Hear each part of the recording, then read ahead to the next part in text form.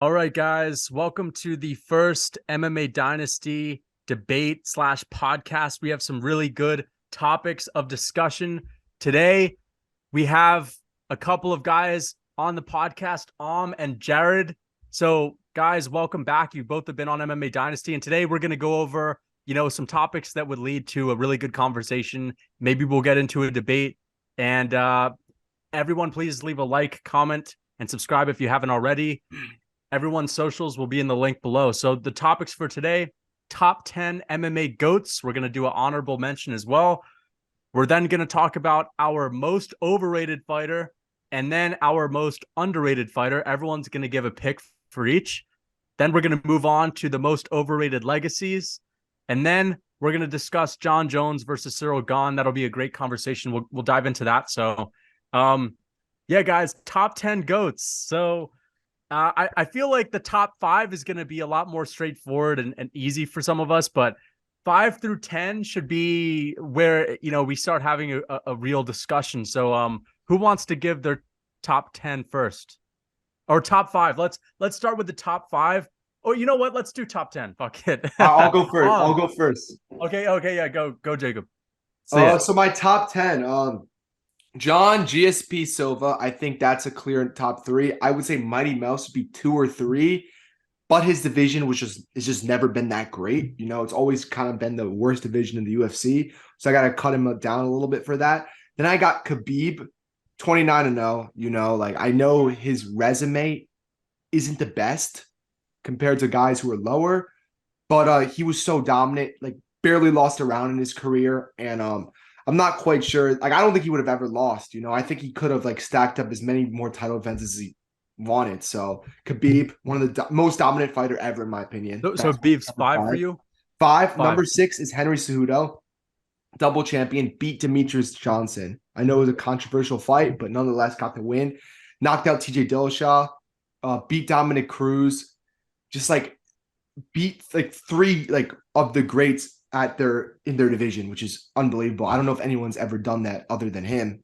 All in their primes, pretty much. Then I got Volk. For me, I think if he gets another 2 title defenses, he goes above Khabib. So he's getting closer up to the top. But right now, he's got to be 7. I mean, I don't, because look, the 3 max wins were great. The Aldo win was great. Mendes, he was a good fighter. I don't think he's the greatest fighter. Who else? Ortega, overrated. Korean Zombie, old, washed. So I don't really make much of those wins. But nonetheless, Volk is still number 7 for me. Number 8's Usman. The guy before the head kick would have been like top 5 for me, truly. 5 title defenses, unbelievable. Beat Colby Covington twice, which was in very impressive fashion. Knocked out Gilbert Burns. Very impressive. Masvidal destroyed his chin. First guy to ever knock out Masvidal. Very impressive. And if he beats Leon, who knows? Maybe he can even be higher than that.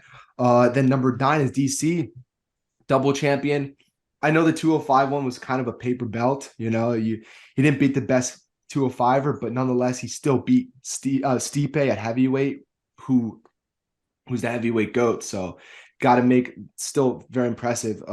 Number 10 is Stipe. For me, the heavyweight GOAT, couple title defenses. In his prime, no heavyweight could beat him. And my honorable mention is Amanda Nunes. I know women's MMA is a lot different. The skill level is a lot lower, but Amanda Nunes is super talented, and her resume stacks up with anybody. So that's mine. Okay. I like it. That's a great list.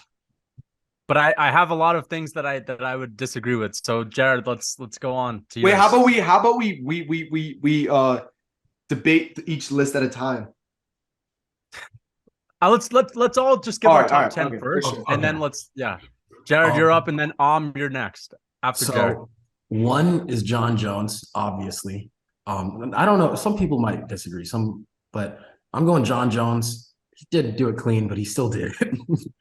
Number 2, most people I think are going to go GSP, but I'm going to go Silva because even though he had a little bit of a decline, who's going to get as old as what Silva was doing without having that decline? And he still was competing with the best in the world and giving them tough fights and stuff like that, even at times, well past his prime. So I'm going to put him higher than GSP. because he kind of timed it where it's just like right when he had those close fights with like Johnny Hendricks, he just got out. You know what I mean? And he kind of, I feel like he felt he could have declined in a similar way to what Anderson Silva did, and he just avoided that. Demetrius Johnson, or I'm sorry, I'm gonna go Jose Aldo. Because even though the Connor thing, even though he has a few losses, nobody was at the highest of highs that he had, declined, and then stayed really good. Nobody did that. Demetrius Johnson, great division. Some people put him like right with Silva, GSP Jones, and I disagree. And the reason why is because it doesn't just not count after he leaves the UFC. Like he did get knocked out by somebody over at one, and he did have like a tough fight with his one Japanese dude. Also, he lost to Dominic Cruz. Yeah, that's true too. And it's just like that stuff really counts. Oh, I should have thought about Dominic Cruz in my top 10. All right, I'm gonna go for it. Randy Couture, which I know is really controversial, but it's just like oldest champion in UFC history, came really close to beating Brock Lesnar, who wasn't super amazing, but it's just like nobody did anything like that really. And he was one of the first superstars of the sport. And I think your level of cultural significance means something, but the most important thing is how good you are. And not too many people were that good at his age. Not anyone. Then I'm going Khabib. Because I'm gonna hurry this up because I'm talking for a bit. Khabib, reason being, obviously 29-0, all the stuff he did culturally wise and stuff like that too. But it's just like I feel like if you look at a guy like Chris Weidman and how dominant he was, and Chris Weidman wasn't as good as Khabib, but then he declined. You know what I mean? Khabib, I think, retired on time. I don't know if he could have gone like 40-0 or something, but we just don't know. And then Usman, I think you said it on the dot for why he's so good. Cejudo, same deal. DC, same deal. My honorable mentions are going to be Connor and Ronda because they had so much cultural significance, but I don't think they're at that same level of goodness. Yeah. Are we saying overrated and underrated or no? We'll that'll be after this convo. Okay. All right. So you're up. Top 10. So I got GSP at 1. I got that because of the 2 different weight division belts. Something why I got John Jones at 2, but I think that's going to quickly change around in a few months' time. We'll get onto that later. Got Anderson Silva at 3 because of the longevity of his peak. I got Khabib at 4 because in terms of the highest point I've seen a fighter in terms of relative dominance compared to the rest, Khabib is that to me where his highest point is just so high. Then I got DJ at 5, Demetrius Johnson at 5 for the same kind of reasons all you guys got. Triple C at 6, Volk at 7. He cleaned up the featherweight division. He beat all the other champions other than Conor. DC at 8, again, champ. That has a lot of weight to me. Usman at 9, and Usman, again, would be a lot higher if it wasn't for my boy or if it wasn't for Leon. And then I got Jose Aldo at 10. Again, similar for Anderson Silva reasons for longevity. Then honorable mention definitely to Conor because it's hard to have a discussion on important figures in MMA if you don't mention Conor McGregor. All right. I think that's true. Conor to me would be the GOAT if it's all about just what they've done for the sport. I think Conor's 100% the most, influential fighter ever and has one of the most impressive careers. He just has like a perfect career in my opinion. Even the losses do something in his favor. So my top 10, I got John Jones at number 1. I have GSP at number 2. Just, the fact that he's a double champ, 12 title wins to begin with, 9 defenses, had a lot of tough competition. Anderson Silva, I can't look past the 16 fight win streak. I can't look past the 10 title defenses. He's definitely number 3 for me. Number 4 has to be Demetrius Johnson. I know he's lost some fights. I know he lost to Henry Cejudo, but that fight was, close. A lot of people even gave him the fight.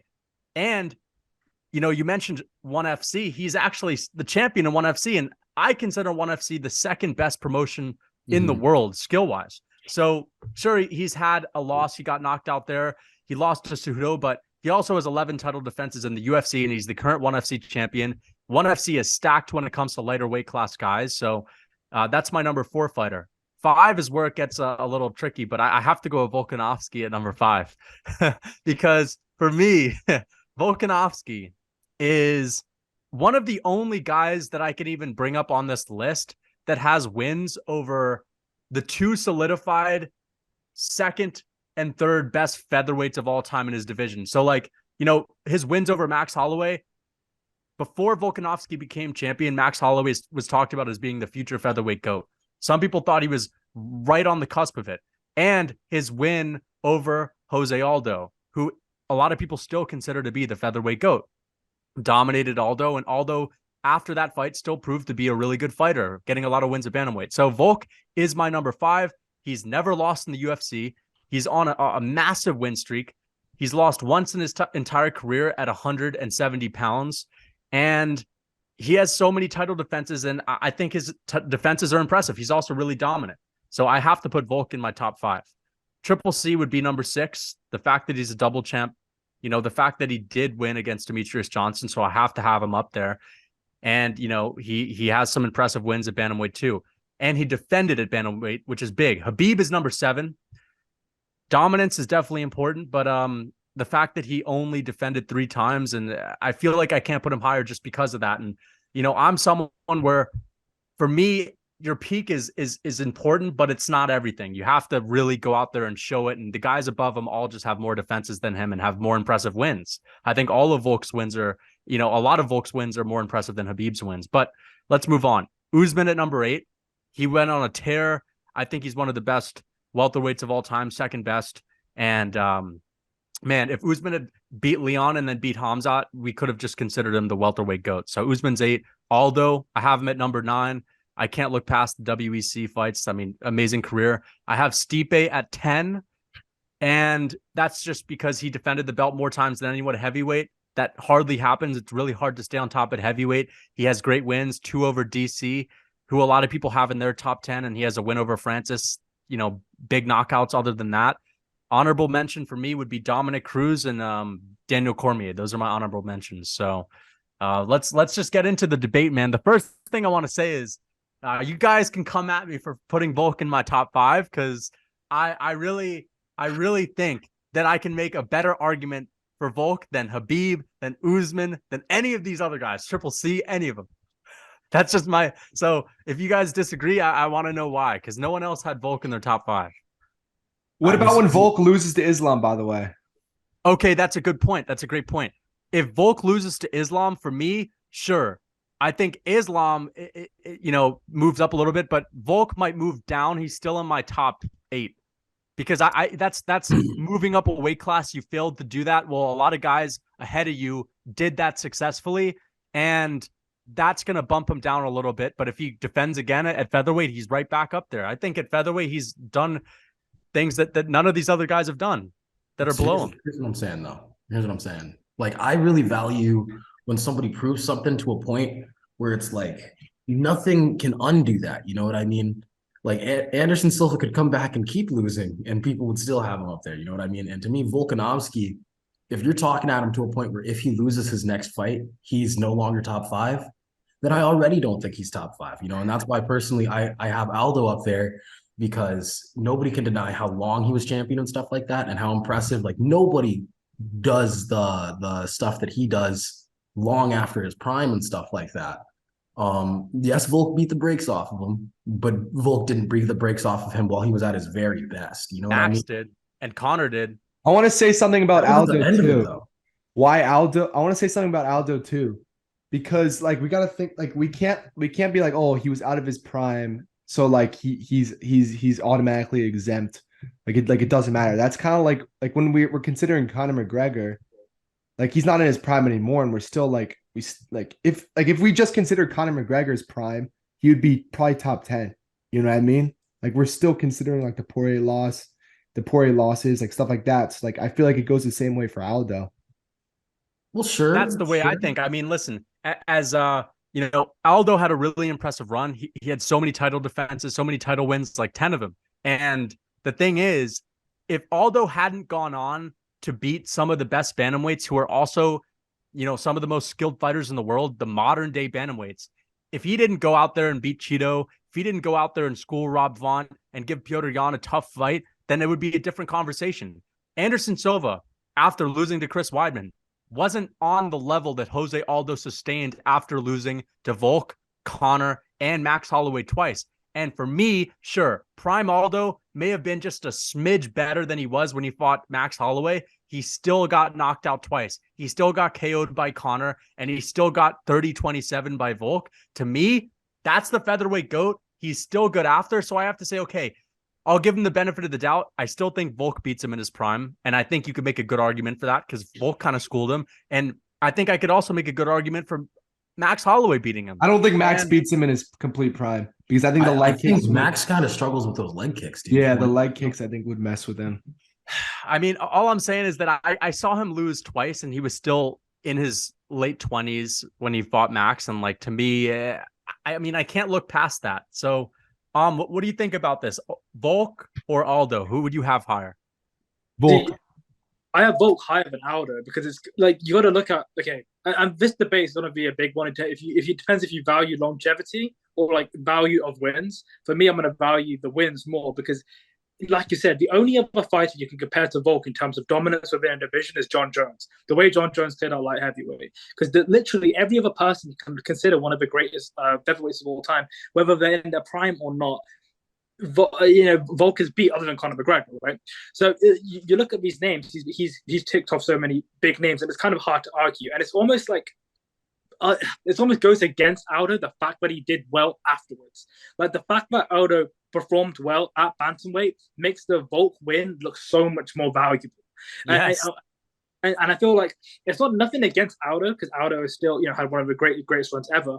But that's why I would put Volk over Aldo. But the reason I don't have Volk in my top 5 and I have Khabib in my top 5 because if you look at the top 5 on all the lists, you're talking about people who were basically undisputed at one point, undisputed the best fighter in the world.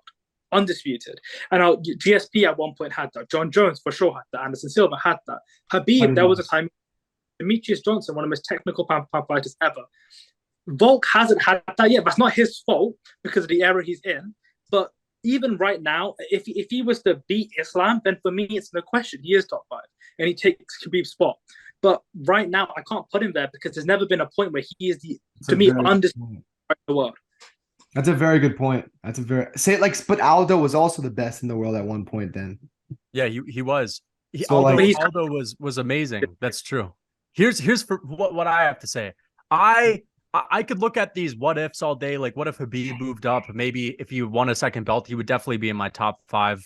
If Volk moves up, we'll see what happens. But I think that I have like a great combination between longevity, title defenses, and dominance. And to me, Volkanovski's wins over Max Holloway are basically synonymous with John Jones's wins over Daniel Cormier, except he has 3 of them. And, one of them is without an asterisk because John Jones, he popped right after that Cormier fight. But nonetheless, I'm also impressed by the fact that he defended his belt against tough guys. Of course, the Korean Zombie fight was a gimme fight, but the Brian Ortega fight, that's a legitimate title defense. And he beat Chad Mendes, knocked his ass out, like had an easier fight with Mendes than arguably Conor did. I mean, of course, he had one rough moment in that fight, but he still is undefeated at featherweight.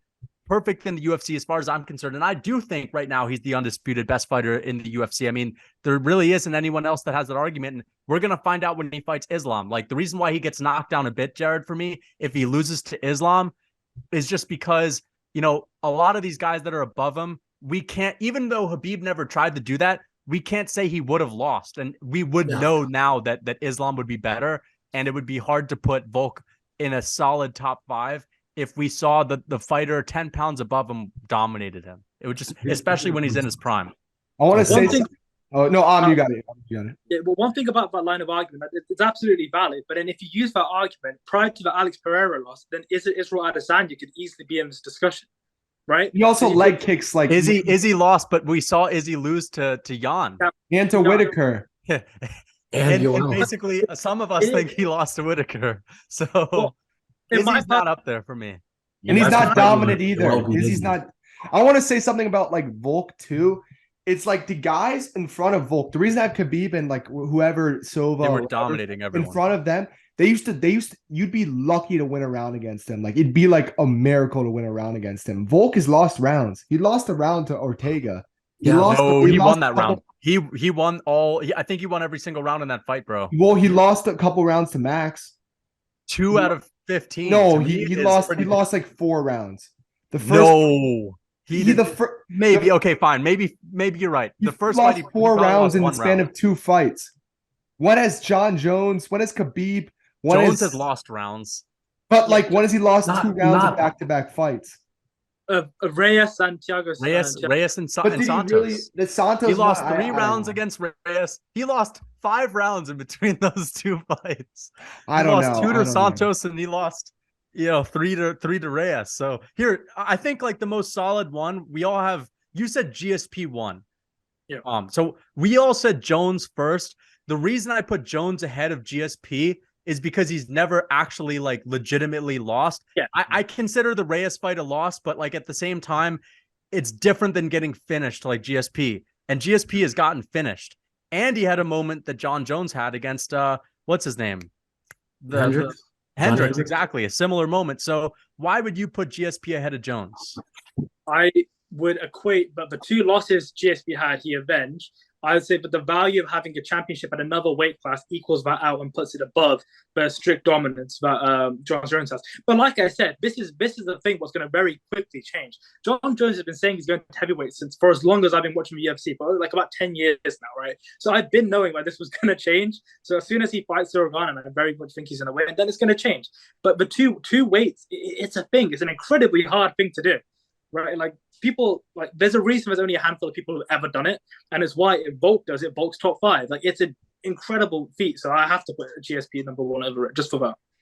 Like to me, you got it. To me, I feel like this discussion, a lot of people like complicate it with all these abstracts, and to me, it's just like, what's harder to do? And yes, if when we get into that stuff, it does make it sound like Khabib 29-0 and stuff like that is the hardest to do. But there's abstracts like that. Like it's just like the things like the timing of your career and stuff like that. If anybody said I'm at my best and I retired at a certain point, and it's just like, to bring this back to like the Volkanovski discussion, if we're talking about things like how good Volkanovski is, Jose Aldo easily could have just retired like right before he fought Conor McGregor, and then people would be saying, oh well, he's better, but and that would be fine. Why I don't think that would be bad. But it's just like, to me, it's just like for things that don't have anything to do with how good you are as a fighter, like just like when you retire and stuff like that, it shouldn't be able to affect it. And if we're talking about things like the fact that Volkanovski beat him and stuff like that, then we're going to be talking about how if Jose Aldo literally just chose to retire, which isn't a skill thing, then he would have been higher than him, And it's just like, I feel like instead, the way you need to look at it is you need to look at what's harder. What's harder is he has more title defenses. And after he started declining, which we haven't seen from Volk yet, he is doing good things, and we just don't know if Volk can do that yet. But my response to that is, at what point do we allow the fighters of today to get some leeway just because they don't defend as much? Because first of all, we're in an era where guys are going up weight classes, after getting 3 or 4 title defenses. So at what point do you let the fighters of today, the modern day fighters, surpass the other guys without matching them win for win? Yeah. And I see where you're coming from. And I think the way with these double champs and stuff like that, I do think that boosts it a lot. And that's why I think somebody like Cejudo, I really think that the fact that he just retired when he did, it was like, I'm sure just some people that boosted him up really high than if he caught some losses. But for me personally, I just don't care. You know what I mean? And if he got like a few more wins, Cejudo would have been that guy that's in the top 5. You know what I mean? Because even though he might not have had 10 title defenses, he did something really impressive with the double champ stuff. It's possible people are just really valuing things that I don't value, like when they retire and stuff like that. I get that. But the thing is with Aldo, I understand if he was 35 and he had got finished at the age of 35, and then decided to retire. But he's a young man by the time he fights Conor. And then he's still a young man by the time he fights Max. And I put a lot of stake into that. I understand that the years in MMA are different. Like you can be Max Holloway's like an old 30 or old 31 for MMA years based on all the damage he's taken. But even Aldo didn't take as much damage as Holloway did leading into those fights in which he lost. So I don't know. I mean, let's go to the honorable mentions, though. I feel like that's also a good discussion. For me, it was Dominic Cruz. I didn't have DC in my top 10 just based on the fact that of course, he got a win over Stipe, but Stipe avenged it twice. Mm-hmm. Granted, it was an older DC. And then DC, those losses to John Jones, to me, it kind of does something. So I think Cruz has a really underrated legacy, honestly, because he has a lot of title defenses at WEC, but I couldn't put him in my top 10 because of all of his losses. Losses to me mean something. Yeah. And a lot of these guys that are in my top 5, the one thing that's a common theme is at most these guys have like 2 losses in their entire career. So that's the theme in my top 5. Volk doesn't have has 1 loss of 170. Demetrius has 2 losses in maybe 3 losses in his whole career. Jones doesn't really have one. GSP has 2. Silva's the one odd one out, but Silva's, goated in my opinion. So what about you? Who were your honorable mentions again? Connor. Some of you said Connor. I had a tie between Connor and Ronda. Ronda and Connor. Okay. I think Amanda. You think Amanda? Okay. Yeah, I mean, I could see Amanda being up there. I mean, she's the female goat. I have to say though, Ronda was really big to the UFC. I don't remember when she was champ. Like, what year was that? 2013? 2016. I think she lost in like 2015. Let me Google this really fast. I think it must have been 2015. 2014 she was champ. Because I remember she was on a press conference with Connor when Connor was fighting Dustin. Her last title defense was August 1st, 2015. Yeah, she was big for the sport, man. But Connor, for me, I think that, do you guys agree with this, that the loss to Nate Diaz actually did something really good for Connor's career? Yes, 100%. I don't think that's like a debate thing. I think that people, it depends what you value in the sport. Because if you're going to value influence, then it's kind of undisputed. Conor would be like number 1, number 2, right? Because at that point, in terms of the eyes that are drawn, the loss to Nate Diaz created storylines. It created so many more eyes to the sport as never before. Because if you remember, that Nate Diaz fight was a late replacement. It was RDA, right? So that was a late replacement, and they had a quick presser. But I remember like when the second round, when they did the second fight, like the press over did around like everything, the amount of hype it brought, the amount of eyes it drew, it took Conor's name from like a great combat sport name to a household name, took it to the next level, because that's truly what propelled him to like Mayweather's radar, right? Because then he beat Eddie Alvarez, but he was on Mayweather's radar before the Eddie Alvarez fight. So I think you have to say it was huge for him. Yeah, I think so too, man. It just made for such a good story. The fact that was his first loss and he tapped out, and it was really early too, so it almost looked like he quit. And short noticed, the whole world, anyone that's in any way in tune with what's going on, especially if you're a guy, like everyone heard about it. And that made the rematch so much bigger. And without it, like he wouldn't have fought a guy like Floyd Mayweather. So that's a really good point, man. I think and again, the 13-second knockout over Aldo. That's like Jorge's knockout over Ben Askren, but much bigger because it's in a championship fight. And it's against Aldo. And it's against Aldo. Like that must be one of the most picture perfect moments for someone to have in their career. Like if Conor doesn't have these moments, he's not Conor McGregor. Like I feel like Conor was like sent by the MMA gods to just blow the sport up. He had like the perfect carnage with the beef with Khabib, everything. When I think about it, it makes me like question how perfect this guy's life has been. I have a question, guy. Oh, Jared, you got it first. So with that Conor McGregor talk though, and I think this kind of goes into the Ronda thing, what I was saying about how people get into this thing where it's just like, if somebody seriously just retires on time and stuff like that, they'll be revered higher, and if you look at that for Ronda, if she retired 12-0, I think people would be comparing her right now and saying like, oh, well, Amanda's not that good because she never fought Ronda. Like if she retired on time, people would have said that. And same thing with Conor. If Conor retired right after beating Nate Diaz, after beating Eddie Alvarez. Yeah. I would say it would have to be after Eddie Alvarez. Right after beating Eddie Alvarez, people would be saying, oh, well, Khabib, I don't think he could beat Conor and stuff like that. I have a question for you guys. Thank goodness that he sticked around though, and we got to find out. Like in most of these situations, we do find out. There aren't that many guys. GSP, for example, like sure he could have gotten knocked out by a guy like Yoel, but at the same time, I feel like here's the thing for me is I think if they're in their mid-30s and they retire on top, it's basically good enough to just say, okay, we don't know what would have happened if they're in their prime. So it's not even worth it thinking about it. Let's just look at what they've done on paper. If they are in their early 30s, to me, like Khabib, it's a different conversation to where now if you retire in your early 30s, I actually don't favor that. I don't think that's all that good for you, for your legacy at least. Well, I think you got it first. Yeah, no, I think it depends because the whole retirement piece, right? Yeah, obviously it depends when you retire. You're gonna look at in history more favorably, but that's your prerogative, right? Like you said, if you're let's say I don't know, like, let's say you're Leon, right, and you've retired straight after you got that head kick knockout. As far as you're concerned, there's going to be a cohort of people that are like, wow, that was it. What a career he had. He went 10 fights undefeated. He went on this crazy win streak. He was a champ. He retired. That's a storied career.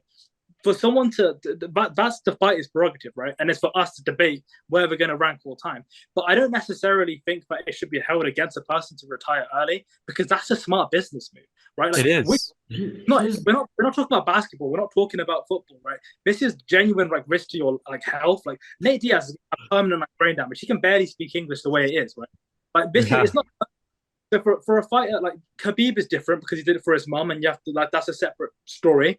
But for someone like GSP, he retired at the right time because he beat the previous generation. He cleared his generation, and then he beat Johnny Hendricks, who went on to beat champ, right? So he dominated to an extent 3 different eras.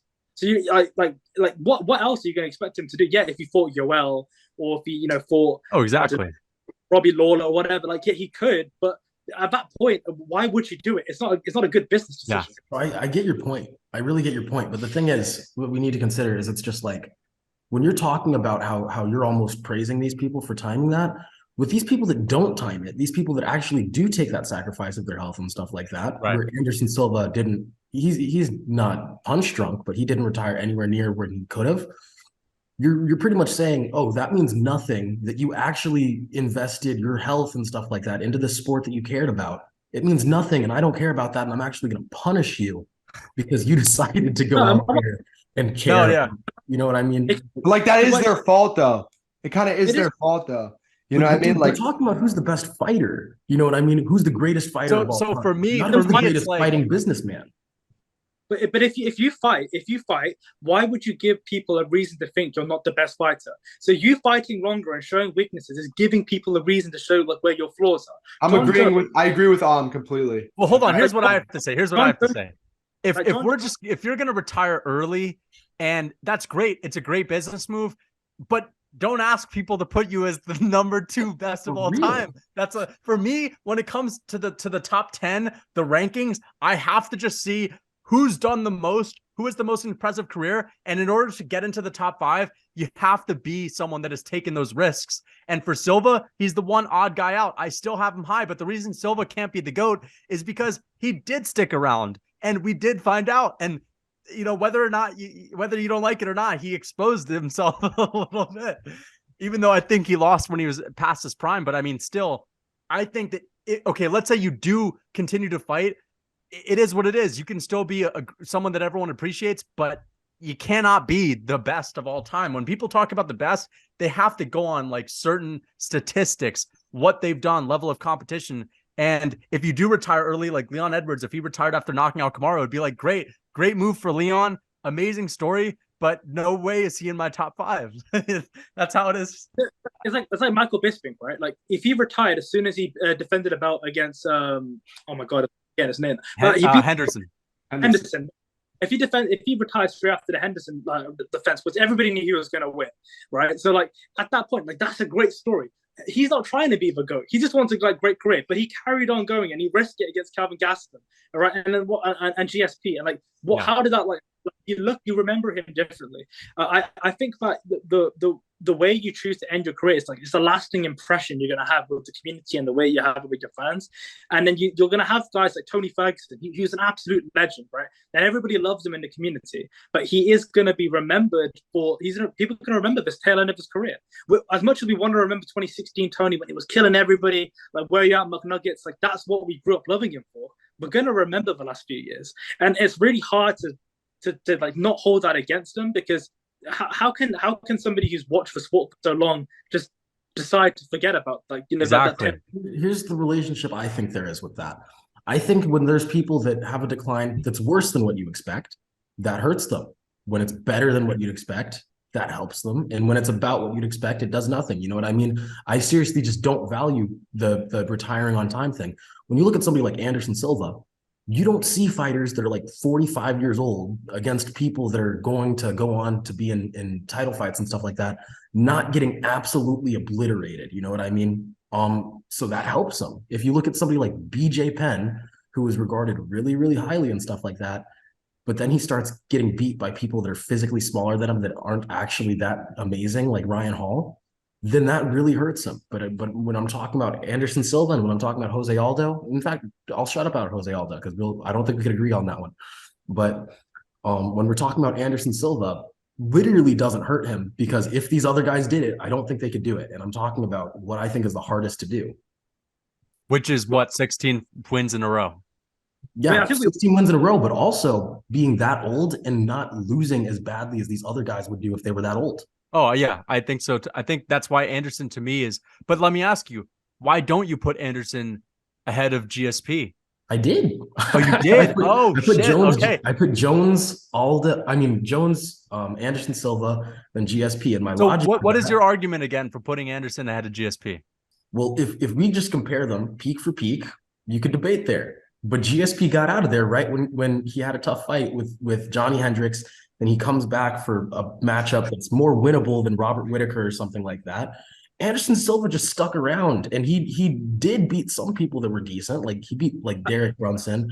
He nearly beat Michael Bisping, you know. And even while he was declined and at an age, fought at 205 too. He still, he still was doing good things. And GSP didn't do good things aside from when he was at his best. But GSP had a hard title run. So basically you're saying the win over Bisping isn't that impressive. So for me, you're also looking at level of opponent. Is that significant to you? It is significant. And I do think GSP fought some better guys than Anderson Silva. But I seriously think that, the same way how you're talking about how the fact Jose Aldo did so good when he declined and stuff like that and all this stuff, Johnny Hendricks, he wasn't that amazing, and he did give issues to GSP. Johnny Hendricks at the point. This was the Johnny that was juiced.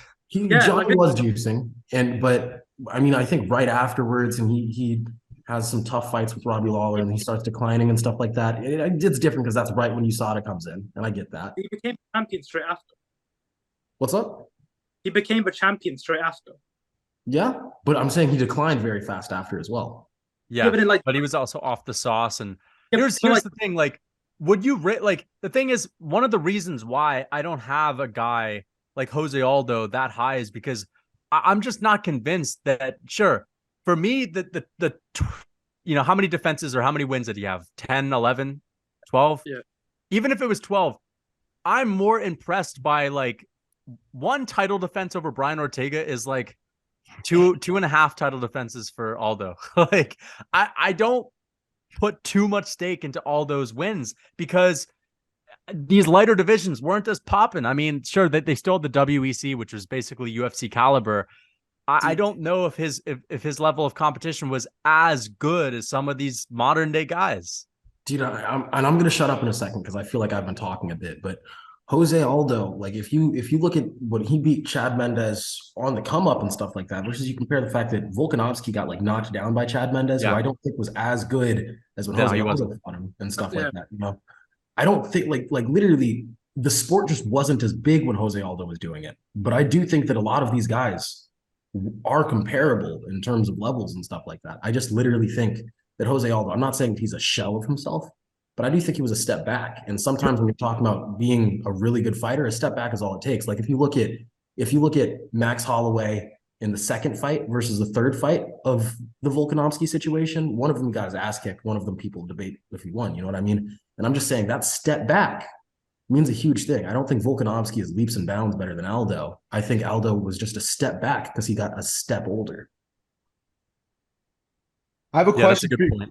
Question for you guys. Before we switch topics, if about three different people, if Usman avenges his loss against Leon, does he move up for you guys? Yeah. No. Would he move up for you guys? I think he would. I think he would pass Habib. Really? I have Habib 7. I think I would have Usman 7 and Habib 8. Again, I'm kind of punishing Habib just because he didn't stick around. But sure, Habib was amazing. But I feel like if he had just defended one more time, that would have done so much more. If he had stuck around for 2 more fights, let's just think of it. If he had beat Charles and he had beat one other guy, if he had beat who did Charles fight? Chandler.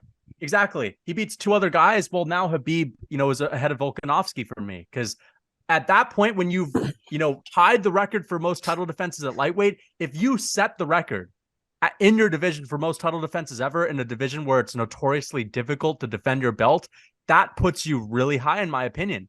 And just tying it with BJ and the other guys, it doesn't do too much, So if Habib had broke that record, I would have had him higher. I agree. And another thing is we are kind of considering the level of just significance to the sport and stuff like that. You know what I mean? Not as much as just how good you are as a fighter and stuff like that. And I feel like just how much people were saying like father's plan, Khabib is going to go for 30-0. If he just actually went for 30-0, how big of a deal would that have been if he did it? You know what I mean? Oh, he would be considered top 4 probably to a lot of people. I would have Habib number 5 right now. Honestly, I mean, you could make an argument that maybe he passes DJ just because, again, Stipe is in my top 10 because he did break the record for title defenses at heavyweight. And I think that's important because if you're the only guy in your division to ever be that dominant as a champion, that really is impressive. Pair that with the fact that he's undefeated. And Habib, people shit on his legacy because he stat padded in the beginning of his career, but his wins in the beginning of his UFC career, like he has wins over RDA, he has wins over Edson Barboza. These are guys when they were actually like in their prime. He has underrated wins, and people act like he only beat Gagey, Connor, and Poirier, which is complete bullshit. And Michael Johnson was a good win at the time. Johnson was actually a really good fighter. I mean, he dominated those guys. Poirier. He dominated him. Johnson KO'd Poirier, which is crazy. So, this has been a great. Who else wants to? And you guys want to say anything else before we move on to the next discussion? Just a quick one. Just a quick one on the Usman point with Leon. If Usman was to avenge stuff, I don't think it does anything for Usman's legacy. To be honest, I think it puts him back where he was. Because I feel like, who does Usman have to overtake? Volk, Khabib, DJ Silva, John Jones, or GSP? It doesn't put you over any of them, I don't think. Because if you look at where Volk's trajectory is and Usman's trajectory, let's say they both win their next fight, Volk becomes a champion and beats one of the best. Volk becomes a champ. He's way ahead. Like Volk, I think Usman's fault, but like it's kind of uphill. It's a very uphill battle for him. It's a very uphill. I don't think it knocks him above anybody yet. I think if Volk loses, Usman wins. I think Usman goes in front of Volk. I think he needs one. I don't mind that because Usman was on a crazy win streak. That's what I think because he's had 5 title defenses. He'll have Usman's but Volk is also moving up to face Islam, and I feel like also at some point you have to look at the caliber. Islam is like one of the most skilled MMA fighters ever, in my opinion. Like just by the way he's looking right now. What's better, Charles, bro? What's better, a win over the Korean Zombie or a win over Gilbert Burns? Or Leon? Definitely a win over. You know what I'm saying? Better. I think Ortega's a better win than Masvidal. But he also he beat him twice, and also he beat Colby twice. He beat Max 3 times. He also beat Burns on that level. He'll have beat Leon too. Like I got a controversial opinion for you guys. What's up? When these guys beat the same guy over and over again, yeah. It's like if you instead beat like 4 unique guys instead of rematching 2 guys, I literally would just be more impressed. I agree with you on that, Jared. I for sure agree with you. Yeah, because you match up against different guys with different styles. That's what it proves. I like that too. I don't mind that take. I don't mind that take. But for example, if you 50-45 or 49-46 Holloway the first time, I think that's pretty much solidified that okay, like you shut him down. But for me, Holloway was such a long reigning champion that I could see why it would be impressive to do it again.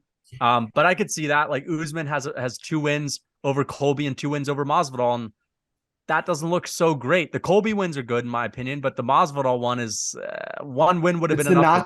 It's a knockout. I think the Colby win almost lowered Usman a little bit because he already definitively finished him the first time. Some people say it was a bit of an and then he took him to a decision. But he took him to a decision, and he was getting like socked up a little bit. He had a lot of success early on, nearly finished him. But Colby Covington looked really strong at the end. Like that's an instance where doing it twice, I seriously think doing it once would have been more impressive, which I know. I kind of agree. That's a good take. I like that. Maybe I need to rethink my logic a little bit though, because I think. I agree. I agree with you. One more thing before we switch topics. Another guy. What if Henry Cejudo wins the belt again for bantamweight? Where would you guys put him? But we have a really smoking hot take on Henry Cejudo, by the way. On Oh his yeah, potential. yeah. Yeah, but we'll maybe get to that. It's like smoking hot. It's like one of the hottest takes. But yeah, I think that Cejudo, if he wins the belt again, for me, that would be really impressive. I would have to put him, especially if he beats Aljo, because I do put the caliber of opponent into the equation. I'd have Cejudo maybe replacing Demetrius Johnson. I think he's got to be in front of Volk. Volk if he does that. I think you put him 5 or 4 for me. I don't think it's you scary beat to say that, but I kind of have to agree, dude. It's really at that point, right? Like, yeah. He's also never lost a belt in the first place. We got to remember. Yeah. But also Jacob and I don't know if we should just say it. All right. We think that O'Malley smokes Cejudo, but Cejudo may be able to beat Aljo. But then Aljo, what the heck? But then Aljo, but then Sean can't beat Aljo. But we think Sean loses to Aljamain, but he beats Cejudo. Dude, what type of what? This is like core of the sun type of hot take, bro. I know. You want to explain why, Lucas? I mean, okay, like down, bro. We'll talk about it, but I have another really good question before we move on to the next one. But yeah, the reason why is just because like Cejudo's style of wrestling is kind of like, for me, he reminds me of Yoel Romero when he shoots for takedowns, and he doesn't really strive to get top control to hold you down and to just keep you there. He doesn't really have a lot of his submissions in his arsenal. He's not a guy who's going to submit you. I'm kind of looking at it through the same lens as I would an O'Malley-Yan fight. It's just that this time, Cejudo isn't active and he's not as crisp on the feet and as powerful as Yan. He is powerful and he's fast, but I think Yan's a better striker, and Yan had a lot of success with the wrestling, and I don't really think Cejudo is going to just keep him down. And I don't think that, I feel like O'Malley can piece him up and knock him out. Yeah. Dude, I think he could steal rounds from Cejudo. I think O'Malley could scramble back and get back on his feet. That's what I could see Cejudo knocking him out based on, but like Yan was wrestling too small. O'Malley. I think he's also too small. Like I don't think he's gonna be able to reach in and get him. Exactly. The reach is a big factor. Because if he tries to reach in, he's getting clipped. And also we know Cejudo, like he fell in love with striking, and like in his last, you look at Cejudo's he's a good striker. He's a good fights striker. Against Moraes, he was like 2 for 12 on takedowns. Like, so you're telling me that like Sean O'Malley can't have better takedown defense than Moraes? Like, I don't know. I'm sure this ain't the most popular take, but I honestly, you really think about it makes sense. Let's just say that. Dude, what I'm thinking, man, is in the case of Cejudo, I think he's a really smart fighter. There's been a few times where people are always complimenting for how intelligent his game plans are. I don't think he would fight a guy like Sean O'Malley the same way he's fought people in the past. I think if he felt like he was getting pieced up, as long as he doesn't just get clean knocked out. But if he's getting pieced up a little bit, I think he's just going to push him into the fence. And I think he's strong enough to just boringly do that. And I think that's possible. I just feel like Henry Cejudo, when he fights, sure, he's really intelligent, but Henry Cejudo also fights with a little bit of a chip on his shoulder, which is good. The way he finished Moraes after having a rough first round, coming back to, in my opinion, like school him and just destroy him and bully him in the second round and knock him out, that was impressive. Cejudo has that mentality, the gold medal mentality of, it doesn't matter, I'm just going to get the win. And I think that he has the skills to beat O'Malley.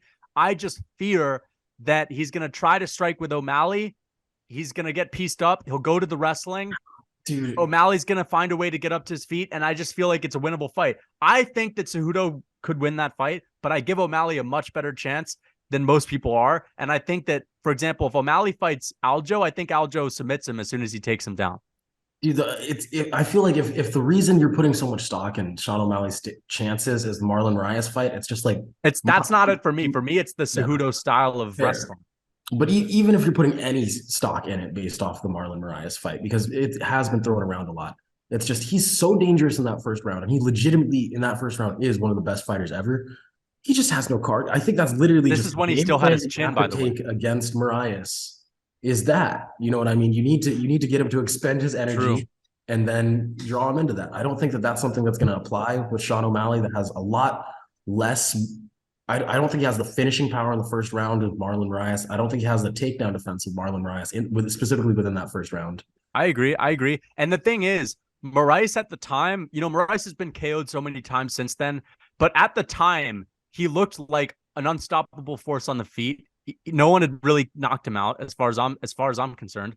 So Moraes, the win that Cejudo got over him, considering it was was it a title defense? No, it was his first win at that weight class, I think, because he jumped up for an undisputed chance at the title. I think that was for a vacant belt, right? Marlon was for the vacant belt, and then he defended versus Cruz. Yeah, then he defended against Cruz. So that's a good win to me. But here's my last question before we get into it, guys. Which title win is the most impressive title win ever? Conor McGregor versus Aldo. Aldo, okay. Henry Cejudo versus DJ, dude. Henry Cejudo versus DJ, okay. And who do you say? I say Conor Alvarez versus Champ. Ooh, that's a good one. Conor Alvarez is really impressive. The way I'm kind of looking at it is based on like the highest skilled win and all that, like just a juggernaut matchup. I feel like for me, it's got to be Volkanovski versus. I'm just joking. I'm joking. No. Honestly, I think that Islam's win over Charles is pretty impressive, but the chin for Charles kind of throws that into the question. I'm really impressed with Whitaker's first win over Yoel. I feel like that's a really good title win. Yoel at the time was such a beast, and like nobody has beat Yoel that convincingly ever. No one's ever beat him that convincingly, and Whitaker really shut him down. So I really like that fight. Are we going to argue about this, or are we just in agreement? No, we're not really going to argue about it. I just wanted to hear your takes. Those are all good picks. The Conor wins are obviously ridiculously impressive. Who did you say? You said who's Cejudo's win over DJ? Yeah, can I talk about that, or are you trying to move forward? Yeah, you could talk about that before we move on. The reason why is because when you look at like Jose Aldo versus Conor McGregor, it's a perfectly placed punch, but it's also easy to imagine Jose Aldo eating that, getting rocked, and then making an adjustment. It's easy to imagine punch just doesn't land. There's a lot of factors. I'm not calling it luck because people get mad when I say that, but there's a lot of factors that play into it. And I feel like beating somebody over a course of a time, and you actually look, even if it was a closer fight, and also consider just like that Demetrius Johnson is legitimately revered as just as good as Jose Aldo. You know what I mean? I feel like, some people think that he's a lot better than Jose Aldo even. I feel like that's yeah, he is. It's impossible for luck to be involved in beating Demetrius Johnson. What do you make of McGregor's win over Alvarez? It's amazing of a performance and stuff like that. But if you're going to go into that, it's just like Eddie Alvarez, he's a good fighter and stuff like that, but I don't think he's as good as Demetrius Johnson. And then also there's been other performances where people have looked onto, like Tyron Woodley versus Darren Till. You know what I mean? I don't like, considering that Darren Till has declined a little bit, but like Darren Till at his best, I don't think is incomparable to Eddie Alvarez. And Tyron Woodley got hit 0 times and dominated. Like it's an impressive win, one of the most impressive wins, but I don't think it's as good as beating an all-time great. Usman and Woodley is actually really good. Usman dude, dominated Woodley. Also, Woodley was a wrestler too, and he dominated him for 5. He was ragdolling him for 5 straight rounds on the ground, wrestling him. And Usman, we got to also remember that Woodley had like pretty much a perfect takedown defense before that Usman fight. Yeah. For me, I think the thing about the DJ Cejudo, I think it was just the controversial decision, like lowers it for me a bit because a lot of people thought that DJ won. I think it depends what you're asking there, right? Because we're saying if you're talking about we're saying what's the most impressive title fight, right? If you're talking as an individual fight, like take the names out of it, take just 2 people fighting as a performance, then I think that's where the McGregor Alvarez one comes in. I agree with that. If you're talking about like just 2 iconic big names fighting and the importance of the event and all those factors, then like surely fights like John Jones versus DC has to be in there. Like, you're talking about 2 of the greatest of the division. They both wiped out the division in their own rights, and then they're going against each other. Like, that's another very significant fight. And then obviously we joked about it, but then you can say the same thing about Volker Max, 2 of the great people of like divisions, right? So it kind of depends. It depends on what we're like really saying. Because performance is one thing, and significance of fight, because that I think it's the second John Jones DC fight with that vicious ground and pound at the end. Like, that's the last image of one great destroying another great, and after that, DC, he even in the interview with Joe Rogan, he says this isn't a rivalry. He's a truly defeated man after that point. There's no rivalry. We lost 2 in a row, and like that's for me another really significant kind of title fight. I think so too, man. That's kind of what I'm looking at. I'm looking at great over great, and I guess Whitaker and Romero isn't the best for that because none of those guys have the same legacies as DC and John Jones. Dude. But honestly, I don't mind a fight like Demetrius Johnson and Henry Cejudo. That's also a great one. I think that McGregor Alvarez, if I'm just looking at fight itself and removing the names, I think that's one of the most impressive performances ever for sure. But let's or move Islam on, or guys. Charles. Or Islam or Charles. Dude, Islam and Charles also exactly that to me is underratedly like really impressive. I'm just a little salty about it, which is why I never. Yes, DC Stipe too is impressive too. DC Stipe, because Stipe made an adjustment. That's like a skill-based adjustment after getting his ass kicked. So, next question: who is your most overrated fighter currently, or maybe of all time? And then we're gonna go on to most underrated fighter. So let's just make the rounds. Jacob, you have the floor. Who is your most overrated fighter? The most overrated fighter in the UFC currently. Or just history. Forever. Let me think. The guys who come to mind, Chito Vera, I think comes to mind. Another guy that comes to mind. Yeah, I would probably say Chito Vera, honestly. He's the most overrated guy ever. It's just I gotta really think. I didn't really think too much into this, but Chito Vera, yeah, that's the first guy that comes to mind, I would say. Yeah, because at least right now, I think it's Chito Vera. All time, I really have to think about it. But I think Chito Vera is a bit overrated because, look, against Frankie Edgar, he was losing the fight until the ridiculous knockout. Against Rob Font, he got hit over 200 times, but then he won from these major shots, but he was getting clipped a ton. And Rob Font isn't that great. I know he's a good top 10 in that division, but he's not elite by any means. And then he finished an old Dominic Cruz, and he was arguably losing that whole fight until the knockout. I just think if you take a guy who's younger and who's a bit more talented and who's got a decent chin, I think he loses, I think he loses to Corey Sandhagen, who's fighting soon. I think he loses to Peter Yan. I think he loses to O'Malley. I think he loses to Merab. I think Aljo, Cejudo, I think all those guys. And he's talked about it as potentially a future champion. I just don't get it. And another guy, I think Colby Covington is so overrated. We base his career off his 2 losses against Usman, guys. Losses, not wins. 2 losses against Usman. Other than that, what else did he do? He's never beaten a top 10 fighter in the welterweight division. Yeah, besides I'm top 5 fighter in the welterweight division. He's talked about it as the second best in that division. Give me a break. So I think Colby is actually the most overrated fighter in the UFC right now, without a doubt. Who knows if he could beat Burns? I don't think he could beat Burns. I think Burns beats him. I think Leon beats him. I think Chimaev beats him. I think Usman obviously beats him. I think Shavkat smokes him. I think he finishes him in the first round.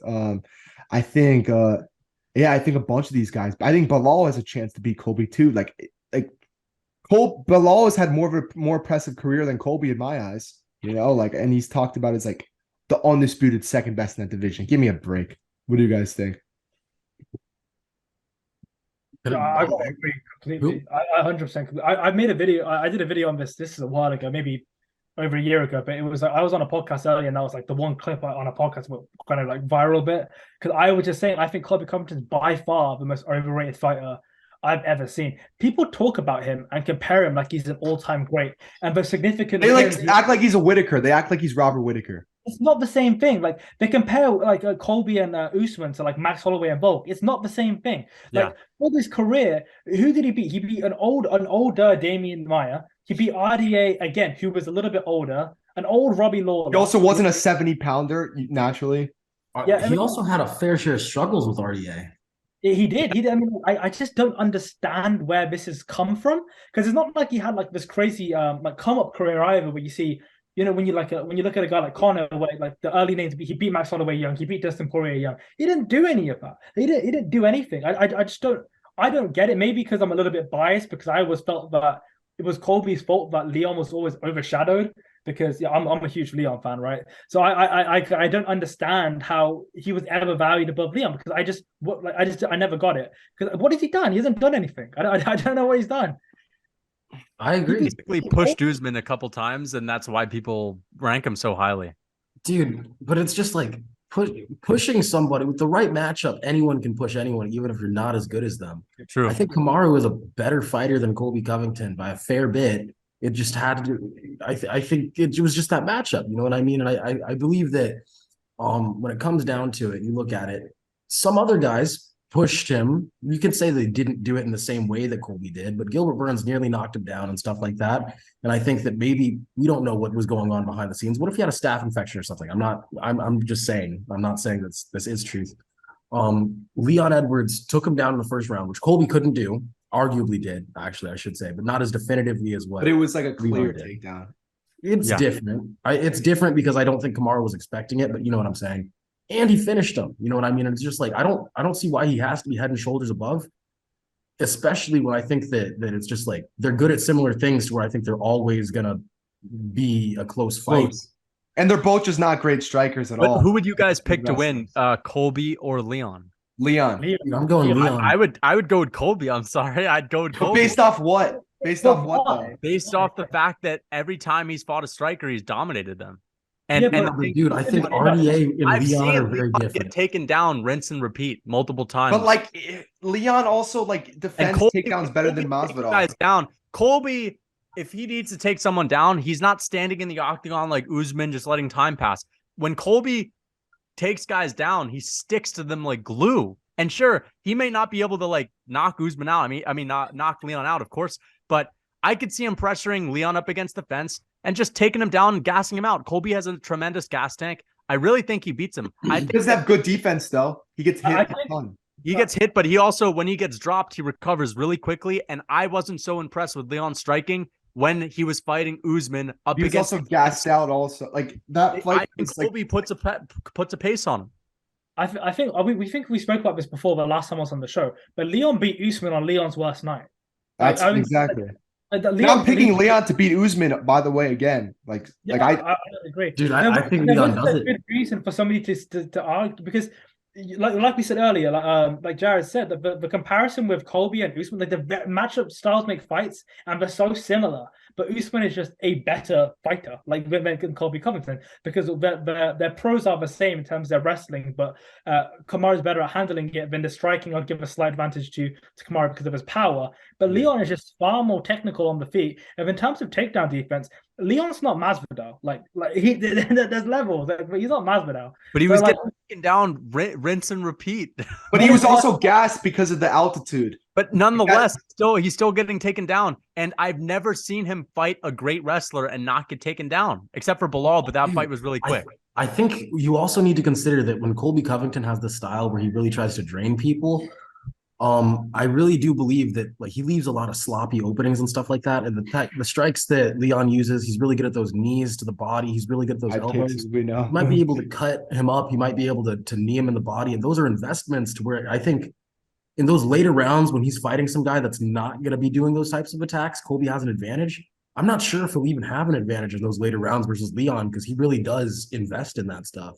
For me, it boils down to the elevation. If like Utah is really what drained Leon's energy, then I can understand it because I could see why you would pick him to beat Kamaru and all that again, and why you would pick him to beat Colby. I just think that Colby, I feel like when Colby needs to grapple, that's what he does. I mean, Masvidal is extremely dangerous on the feet. Sure, he might not have the same reach as Leon, but he probably has more power and he's still really good. And he dropped Colby. Colby got right back up and just dominated him and teed off him on the fence. When I see a guy like Colby and Usman, they can get good work off on the feet against these really good strikers who are sharpshooters based on the wrestling, based on the takedowns, you know, the thought of the takedown, and they just tee off on them on the fence. And I think Colby can do that to Leon.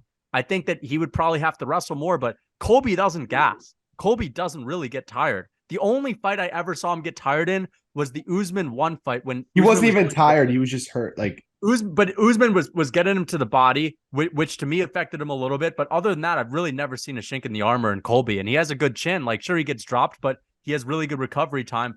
I agree. Colby is overrated. I agree. I just think that matchup. So you'd say Colby. Jacob, would you also say Colby? Yeah, I'm gonna say Colby. Cheeto was just the first thought, but Colby Yeah. for sure. And what Most about you, overrated Jared? ever, in my opinion. Dude, you guys are gonna get really pissed off at me because you're high on both of the people I'm talking about. But dude, I'm saying Alex Pereira and Khamzat Chimaev. Oh no, Chimaev, no. Dude, here's why. I could see the Chimaev one, and I could see the Pereira one. Here's why. So let's continue. Because, like, and I'm not saying he's not really, really good, but it's just like people are talking about how he could go up and become like triple champ and stuff like that. Gilbert Burns gave him all he could fucking handle and more, man. I don't think he becomes triple. I think that's crazy to me to think he. Yeah, and listen, maybe some of this is just because morons or a lot of the people I interact with on social media, but like a lot of these people are saying like, dude, Khamzat, Francis has no wrestling, bro. He beat Francis. Yeah, that's ridiculous. And then Alex Pereira, yeah, he can hit really hard and he's got good striking and stuff like that. But dude, Israel Adesanya kind of is not very good at offensive wrestling at all. And I think the fact that he was able to stay on top for that long, he defended some takedowns, but he defended takedowns Izzy, not somebody. I got one thing to say on that, just one, because like you're right. I think that to call them like the most overrated, like when we were criticizing Colby's career, that's like what he was doing. That is like what Colby did. If you're looking at what Hamza and what Alex did, like what else are they supposed to do if they won every fight? That's another good take. Like, they haven't done like Alex. They're good, dude. I'm not saying they're not good. Yeah. Overrated isn't saying that they're actually bad fighters. It's saying that the way they are rated is over what they're capable of. And it's just I understand that. Like Alex, I don't think like when people are. I've heard some people say that because he beat Izzy, he should be like really high on the pound for pound list and stuff like that. And it's just like, dude, imagine if he fought literally anyone who's not Izzy. I agree with that. Yeah, but the thing is, like, here's the thing. Alex's win over Strickland to me is underrated. Strickland fought Jared Cannonier. Strickland's a guy in which people clown sometimes because he's not as entertaining in the cage, because he might not have the cleanest, most pretty style on the feet. But nonetheless, he took all of Cannonier's shots. Strickland has he's made it a habit to like beat up on these ranked middleweights and 5-rounders and just impose his game plan on them. And I've never seen anyone dispose of Sean Strickland that easily. And I don't even think Izzy or Whitaker get rid of Strickland with that level of ease. And the thing is, sure, I actually picked Strickland to win that fight going into it. I thought he was going to wrestle. I think that as soon as a guy with some submission skills and good wrestling takes him down, they beat him. But I do like Pereira's wins. And I think beating Izzy, who a lot of people think is like the best striker in MMA, is pretty big. Dude, it's just the way he's showing that he's good at striking, and we do that. You know what I mean? I understand though, because he's like Sean Strickland going out here and he's all like, "Oh, let me jab at you." Like, that's crazy. Yeah, I mean, you're right. You're right. The game plan was ridiculous. He's good. The game plan was ridiculous. Sean Strickland is really good, but it's just like, okay. So who do you have winning? Let's talk about this. Who do you have winning, Pereira or Whitaker? Whitaker. I got Pereira. I got Pereira. Dude, I have Whitaker. I think Whitaker submits him as soon as he gets him down. I got Pereira. I think he knocks him out before he even takes him down. If Pereira beats Whitaker and Izzy, then we have to start talking about him differently. But I think Whitaker beats him. I think Vettori beats him. I think Whitaker's chinny though. Whitaker's chinny. Vettori isn't chinny like Whitaker. Vettori, I could see being an issue because of that chin, but I think Pereira could knock out Vettori. I really do. Wait, guys, before we talk more about that, I just want to say the argument against Chimaev, because the thing about Chimaev is like, yeah, he struggled against Burns, but he beats guys in ways that we've never seen before. You know, he got hit. That's a good. Yeah, I think he has the most potential. I don't think we've ever seen anything as freakish as Khamzat. Yeah. Khamzat to me is like Haaland in soccer. I think that's to me, or Holland. Holland. That he's like that to me for MMA. And then he also beat Burns, LeBron James, like bursting onto the scene, just freak athlete. To me, that's what I see in Khamzat, and I can confidently say that we've never seen anyone as impressive right off the bat as Khamzat. Khabib had decisions. You know, Conor McGregor had tough rounds, decisions over Holloway. Like, you know, Khamzat has had no issues whatsoever other than the Burns fight. And Burns a top level fighter in that division. Burns a top level fighter. Yeah, I mean, like, you know, and I think the game plan for Hamzat was a little bit crazy. Us Hamzat fans, we like to say that he lost his mind in that one. And, you know, some other people would say, well, that's just how it is. He didn't lose his mind. That's just the style. No, he didn't stick to his wrestling. He didn't stick to that. That's why he did make it closer. Than I think that even if he did, he may have not had so much success, but we never know. We will never know. I agree with I don't mind the Pereira one, like, at all, because like yeah, I agree. Like, if like a lot of guys could beat him, you know what I mean? But he's a champion, so like I agree with that. But the reason I think Whitaker loses to him, look, I think I could see Whitaker winning too, but I'm gonna be picking Pereira just because I think that he could do enough before Whitaker shoots, or if Whitaker shoots his first takedown, I think he could stuff it, that he can get the knockout before it gets to the ground. That's why I'm picking Pereira, but I could see Whitaker win too. Dude, about that Khamzat thing though, it's just like I really do think that if you put Colby, and we just agreed, most of us, I forget the specifics, that Colby can be kind of overrated.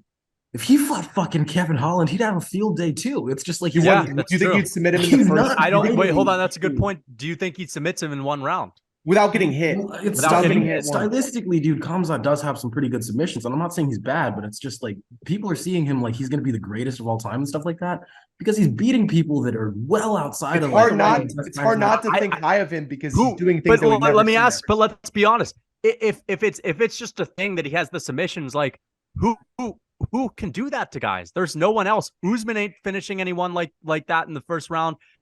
Colby isn't finishing anyone like that in the first round. You know, it's not like Charles that submit. It's not like Charles submitting a guy in the first round who's getting hit. Hamzat doesn't get hit. Even Islam Makhachev, dude, he doesn't get hit because he's fighting. I mean, he did that to him. He can't hit him. but like my point is, he's like ragdolling these guys in ways that we've never seen.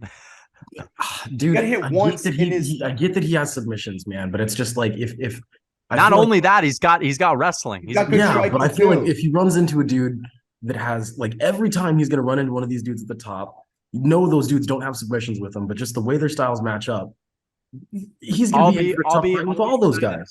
I'll be excited for it. I think why would he have trouble with Usman, though? I think he's going to run through Shavkat. I think his hardest fight is going to be a guy like a Usman or a Covington, but I still think he gets past them.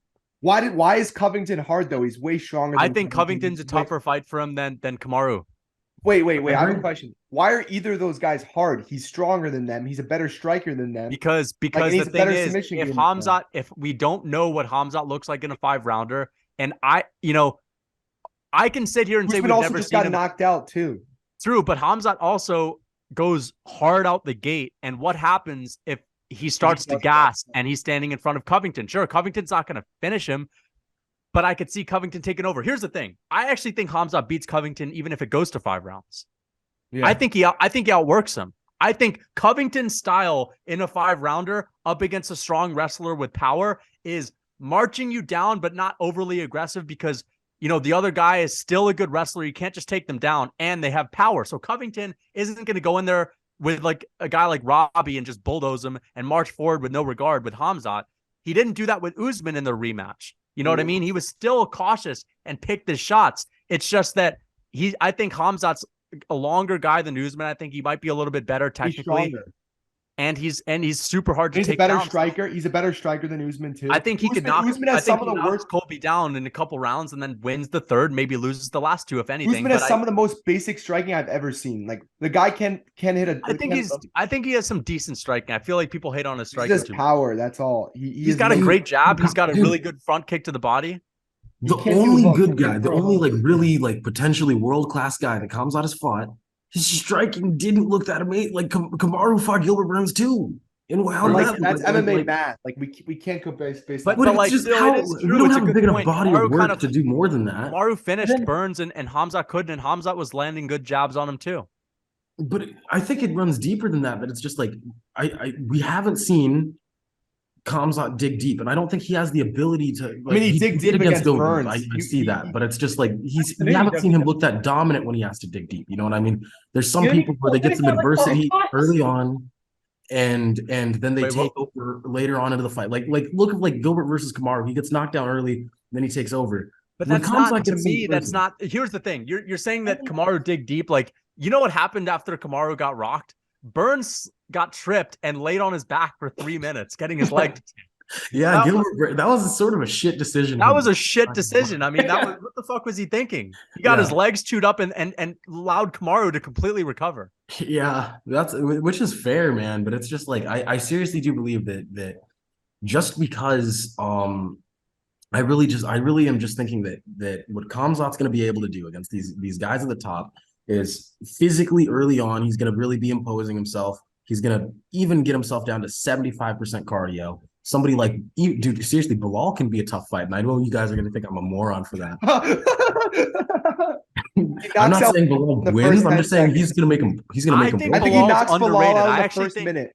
I actually think Bilal's underrated, but like nonetheless, I still think Khamzat runs through him in like one round. I don't think he runs through him, dude. I think he knocks him out. I think Bilal is one of those dudes that is gritty enough to get it done, dude. Bilal's been knocked out, bro, and Bilal has not fought another. He also complained about a finger poke. He complained about getting poked in the eye too. I mean, he did get poked pretty badly. But it's not like it's not like Khamzat's gonna make a game plan on eye pokes. Stipe Miocic got poked worse in the eye. Stipe's gotten some bad eye pokes, by the way, from DC. But let's move on to the strength contest. Let's go over underrated guys. We've been over overrated. Wait, does anyone else have any more overrated guys, by the way? I was gonna say I think Aldo is a bit of an overrated little legacy. Let's move on. Anyway, underrated. Let's go over underrated. My pick for a guy who's really underrated is my honorable mention is Yoel Romero. I really think he has a really underrated career. Also, the fact that he started really late. The only convincing loss he has on his record is against Whitaker. I could even see someone giving the fight to him over Izzy. The Whitaker 2 fight was arguably a draw, even though now that I've rewatched it a bunch of times, I can kind of see it for Whitaker. But nonetheless, I think Yoel is a really underrated career. I think he's the best fighter to never win a belt. However, I think my most underrated fighter of all time, legacy-wise, might just be Volkanovski because people aren't fucking putting him high enough. And I would say Whitaker too. I like Whitaker's legacy. I think that Whitaker has, out of all the non-champions, aside from Kamaru and Izzy, I feel like Whitaker has one of the most impressive legacies ever, and everyone sleeps on it. Poirier too. Poirier to me isn't as impressive as Whitaker's. Whitaker really has no losses other than the Izzy KO and the Wonderboy KO. He lost to I mean, he never really lost to Yoel ever. I don't know what but I mean, Dustin is Charles and Khabib. Those are like the 2 lightweight goats at this point. True, Charles and Khabib, but he's got knocked out by Johnson. He's got knocked out by Conor. Yeah. I think Poirier is I think he's one of the best lightweights. But I mean, I don't know if that's my underrated, but the Volk one, I mean, like kind of, I agree. But the thing about Volk about him also is that like I feel like 2 years ago we wouldn't even or a year and a half ago we wouldn't even be having this discussion about Volk. He's done a lot. He's beat 3 guys. So like. Yeah, I see what you're saying, but I think there's guys who are more underrated. Like I think Aljamain Sterling is very underrated. I think he's more underrated than Volk. But here's the thing about Aljo, and I have to say this.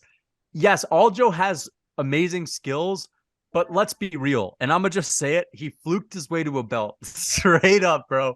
I know no one forced Petr Yan to throw the knee. I know Petr Yan fucked that up, but the fact that he has the belt, that's when I say fluke, I don't mean like Petr slipped on a banana peel. Petr made the decision. That was his fault.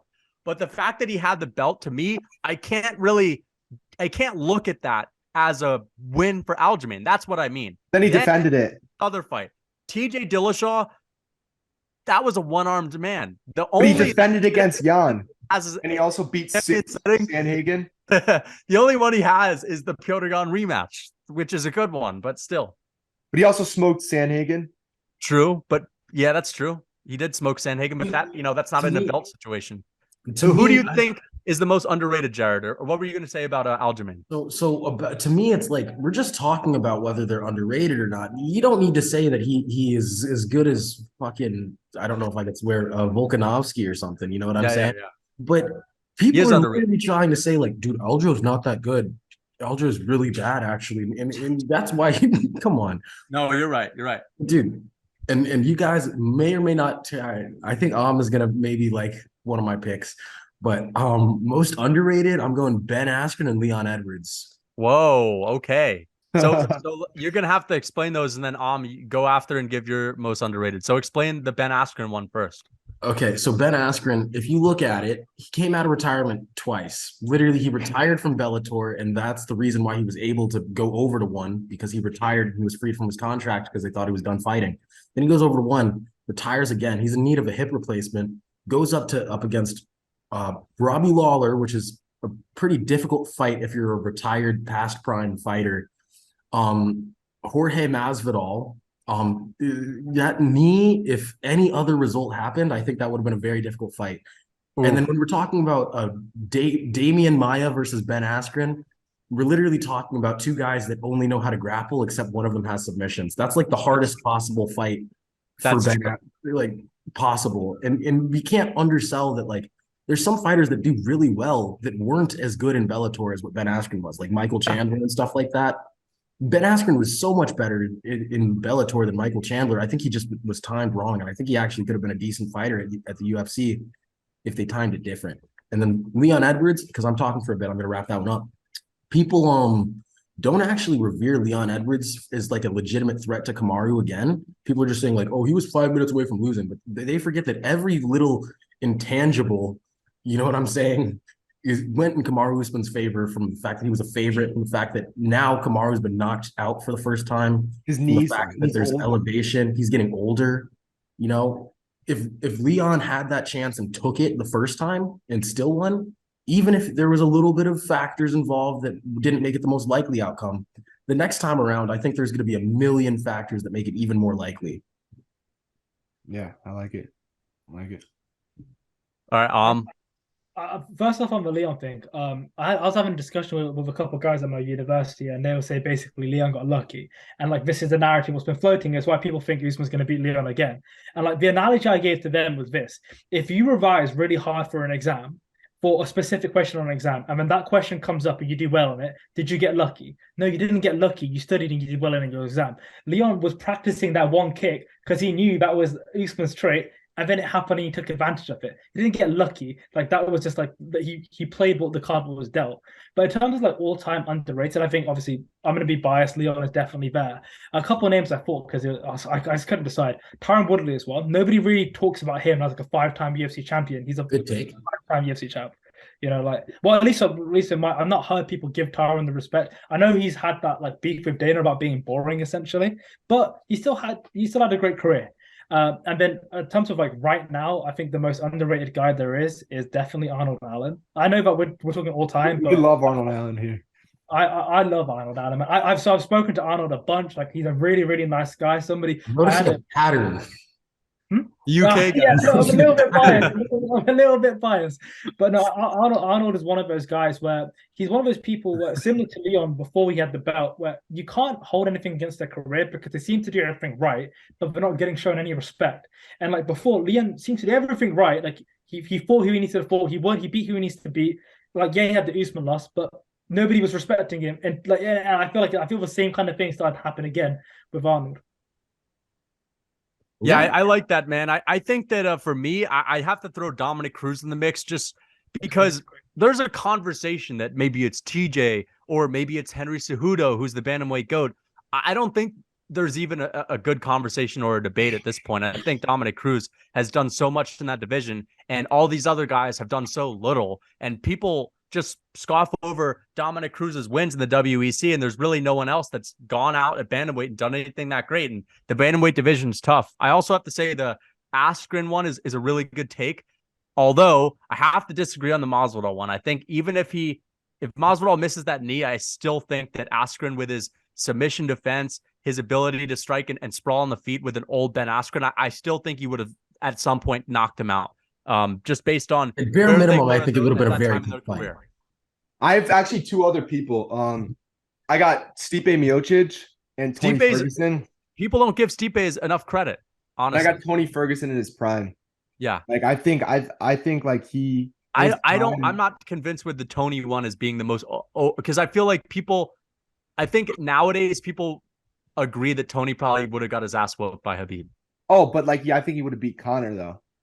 Oh, I don't know, man. Maybe. I think he would have been tough enough to stay in there. I think he would have gassed him out, and I think he would have finished him late. Submitted Maybe him or even something. submitted him, or even Yeah, submitted I him. could see that. And the reason for Stipe, I mean, look, heavyweight GOAT, that's like the most like Some that's like solid that's the wins, like bro. that division's like the most like popular Dangerous. division, you know what I mean? Most dangerous division to get knocked out, and he defended the belt like 3 times.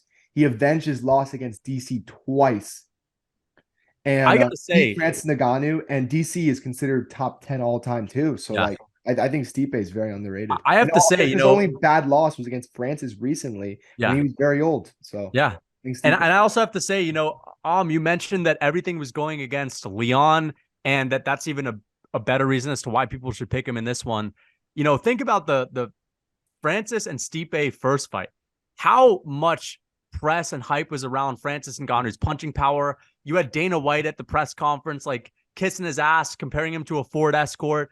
Stipe and Francis flying around the world, and all the questions are getting asked to Francis. Basically, the UFC had reserved a belt for Francis Ngannou. They wanted this African champ and all that, and I understand that it would have been cool if he had won, but Stipe sunned him, and that first round was one of the the craziest first rounds to watch. I mean, it was like goosebumps. You don't know what's going to happen. Your heart rate's going crazy. At any moment, Stipe could get knocked out, and he weathers the storm. He has a big moment in the first round where he slips a punch of Francis's, and he lands this really good, powerful combination, sends Francis flying throughout the octagon. Then he takes him down at the end of the round. And at that point, you're like, holy shit, Stipe just is about to prove everyone wrong. I think that is one of the best instances of a guy going against the odds and just proving everyone wrong. Because I feel like a lot of people had Francis knocking him clean out in that fight. So the Edwards one is a great one too. And I agree. I think his knockout over Usman is skill. We've seen videos of him training that exact combination. He did it to Belal And too. that is far from lucky. I feel like that's as skillful as it gets. So I mean, another reason to pick him. So let's move on to the next one. I feel like we have two more. Can I say one thing? It's not going to Yeah. be so about that Francis thing. How we were talking about like most impressive title performances. You think you could argue that's up there? Francis Ngannou? Yeah.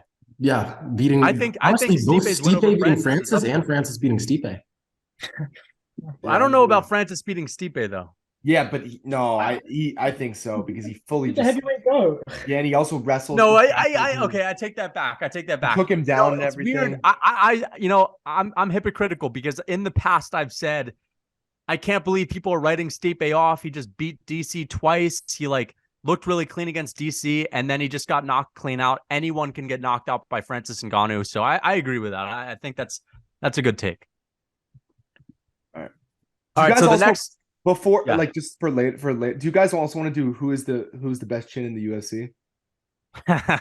We could go over. I think it's Vittori right now. But we'll do that. We can do that after. They've never been knocked out. But okay, so we have another discussion, and I really like this one because we've kind of gone over the overrated legacies already. So let's just go over it. John Jones versus Cyril Gane. I feel like the Francis Ngannou fight, it's almost pointless to talk about it because it just won't happen. But let's talk about that fight. The one thing that I have to say is, and I'm just going to put it out there early on, I think that Cyril Gane is a nightmare for Jones on the feet. And the first thing I want to say is I'm picking John Jones, but Jones has never fought anyone that could move like that in his entire life. And Cyril Gane, we always talk about the fact that he moves like a middleweight, right? I mean, the guy moves like a feather, and he's incredible. He's talented. He's athletic. He's got great striking. He doesn't have a lot of power, but he finished Tai Tuivasa, who has a really good chin. So I think that Cyril Gane is going to give him all kinds of problems. John Jones, when he's fought guys that are rangier, bigger, taller, like a Gustafsson, he's had a tough fight. In his second match with Gustafsson, he beat his ass, but that was Gustafsson that was old and washed up. And we saw Gus lose to Anthony Smith and Verdum after that. So that wasn't the same Gustafsson. Then we saw John Jones go to a razor close decision with Thiago Santos. Thiago's fast. He's explosive, but Gane, he's as fast and he's smarter on the feet. He's got more options. He has more weapons. He's rangier. He's the same build. And then obviously I think John Jones lost that fight to Reyes, and Reyes has little T-Rex arms. So I'm going to just say, I think if John Jones stands with Gane for 5 rounds, he loses. And that's pretty clear. Is he going to stand for 5 rounds? Listen, he's been preparing for Francis Ngannou for the last 2.5 years. Okay. He's been doing a ton of wrestling because he knows that he doesn't really have that much power. This is Jones off the juice. So he's not cracking like he used to. And he's been in the wrestling room. So I think he's going to resort to his wrestling. I don't think it's that close on the feet. I really don't. I think Jones can land. Will he hurt Gane? If he can hurt Gane and knock him out on the feet, I'll be shocked. That's all I have to say. I don't think that's possible. I think Jones, I mean, he's obviously going to wrestle. That's what he's going to do. He saw Gane's weakness, which is wrestling, and it showed itself when he fought Nagano, a guy who is literally known for gassing out, getting taken down late in the third round. Was it the third round? Yeah, right. It was third, fourth, and fifth. Getting taken down super easily in the third, fourth, and fifth round by a guy who gasses out with one leg. You know what I mean? Like, I know Francis is really strong, but he had one leg there. You know, like this is not like a normal Francis Ngannou. He got controlled on the ground. Like, imagine if John Jones was on top of Gane like the way Francis was. What would happen? He'd be throwing slicing elbows, he'd be throwing up submissions, strikes, everything. And I don't think Gane would be able to handle that. I don't. I think maybe the first time he takes Gane down, I think he may finish him right there, truly. But what do you guys think? I think, honestly, unless Am wants to say something first, do you want to go? Go ahead. Go ahead. So in my opinion, I feel like I agree 100% as far as the grappling goes, but honestly, one thing we need to consider is that there's automatic lights in the room. But one thing we need to consider is the fact that, like, when you mix in the grappling with the striking and stuff like that, and with how heavily Ciryl Gane depends on kicks, like, all it takes is, like, if you think of, like, when Volk threw that kick versus Brian Ortega and ended up on his back. Yeah. What if John Jones does something like that, and then for the rest of the fight, Ciryl Gane doesn't want to be throwing his kicks and stuff? Like, I seriously think that's a really good point. I didn't think about that, because also, especially the kinds of kicks he throws, they're very, like, I mean, that's why he got taken down by Francis in the first place, right? Like, he threw a kick and then he got, like, body slammed. Yeah, that's a really good point. 2 times or something, assuming he doesn't finish on the first. He also did that to Cormier, right? I believe. I forget. I think he caught some of Cormier's kicks. Yeah, dude, that's a really good point. I could actually see that. He may do that before he even shoots a takedown. Yeah. And what if he gets him out on the ground super early? Like, what's that going to do to? First of all, what's that going to do to Gane's confidence? What's that going to do to Gane's gas tank? And I mean, what if he cuts his eye open? You know, that'll affect the rest of the fight. So yeah, no, I think that's a really good point. But the thing is, who has Jones done that to as of recent? Well, dude, but who has been as bad? Thiago was throwing kicks. Who's been as bad of a wrestler as Gane that he's fought? Thiago Santos, I'm telling you, is easier. He's better. He's better wrestler than Gane for sure. I don't know about that, dude. Okay, fair enough. But Gane Jamal Hill. Dude, I seriously think that Gane looks so good because he's fighting heavyweights. Yeah, the thing is, Gane is like, we have to remember, Gane's a big guy. Like, he's actually one of the bigger heavyweights. He is a big dude, and he's athletic, he's fast, and he's talented. But he has no takedown defense. Like that's I the understand truth, that, but the thing is, Jones, he's taken guys down, and of course he's beating them up, but I haven't seen him just take someone down like that. But that wasn't his game plan, though.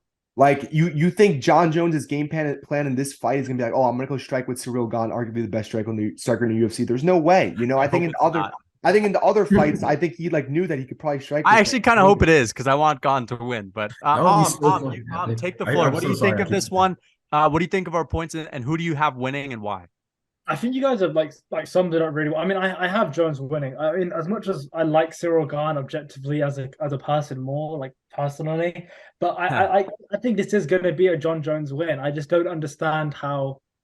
Whenever I look at 2 fights, like, regardless who are the fighters, you think about who has the most ways to win, and Jones has more ways to win than Ciryl has. That's a really good point.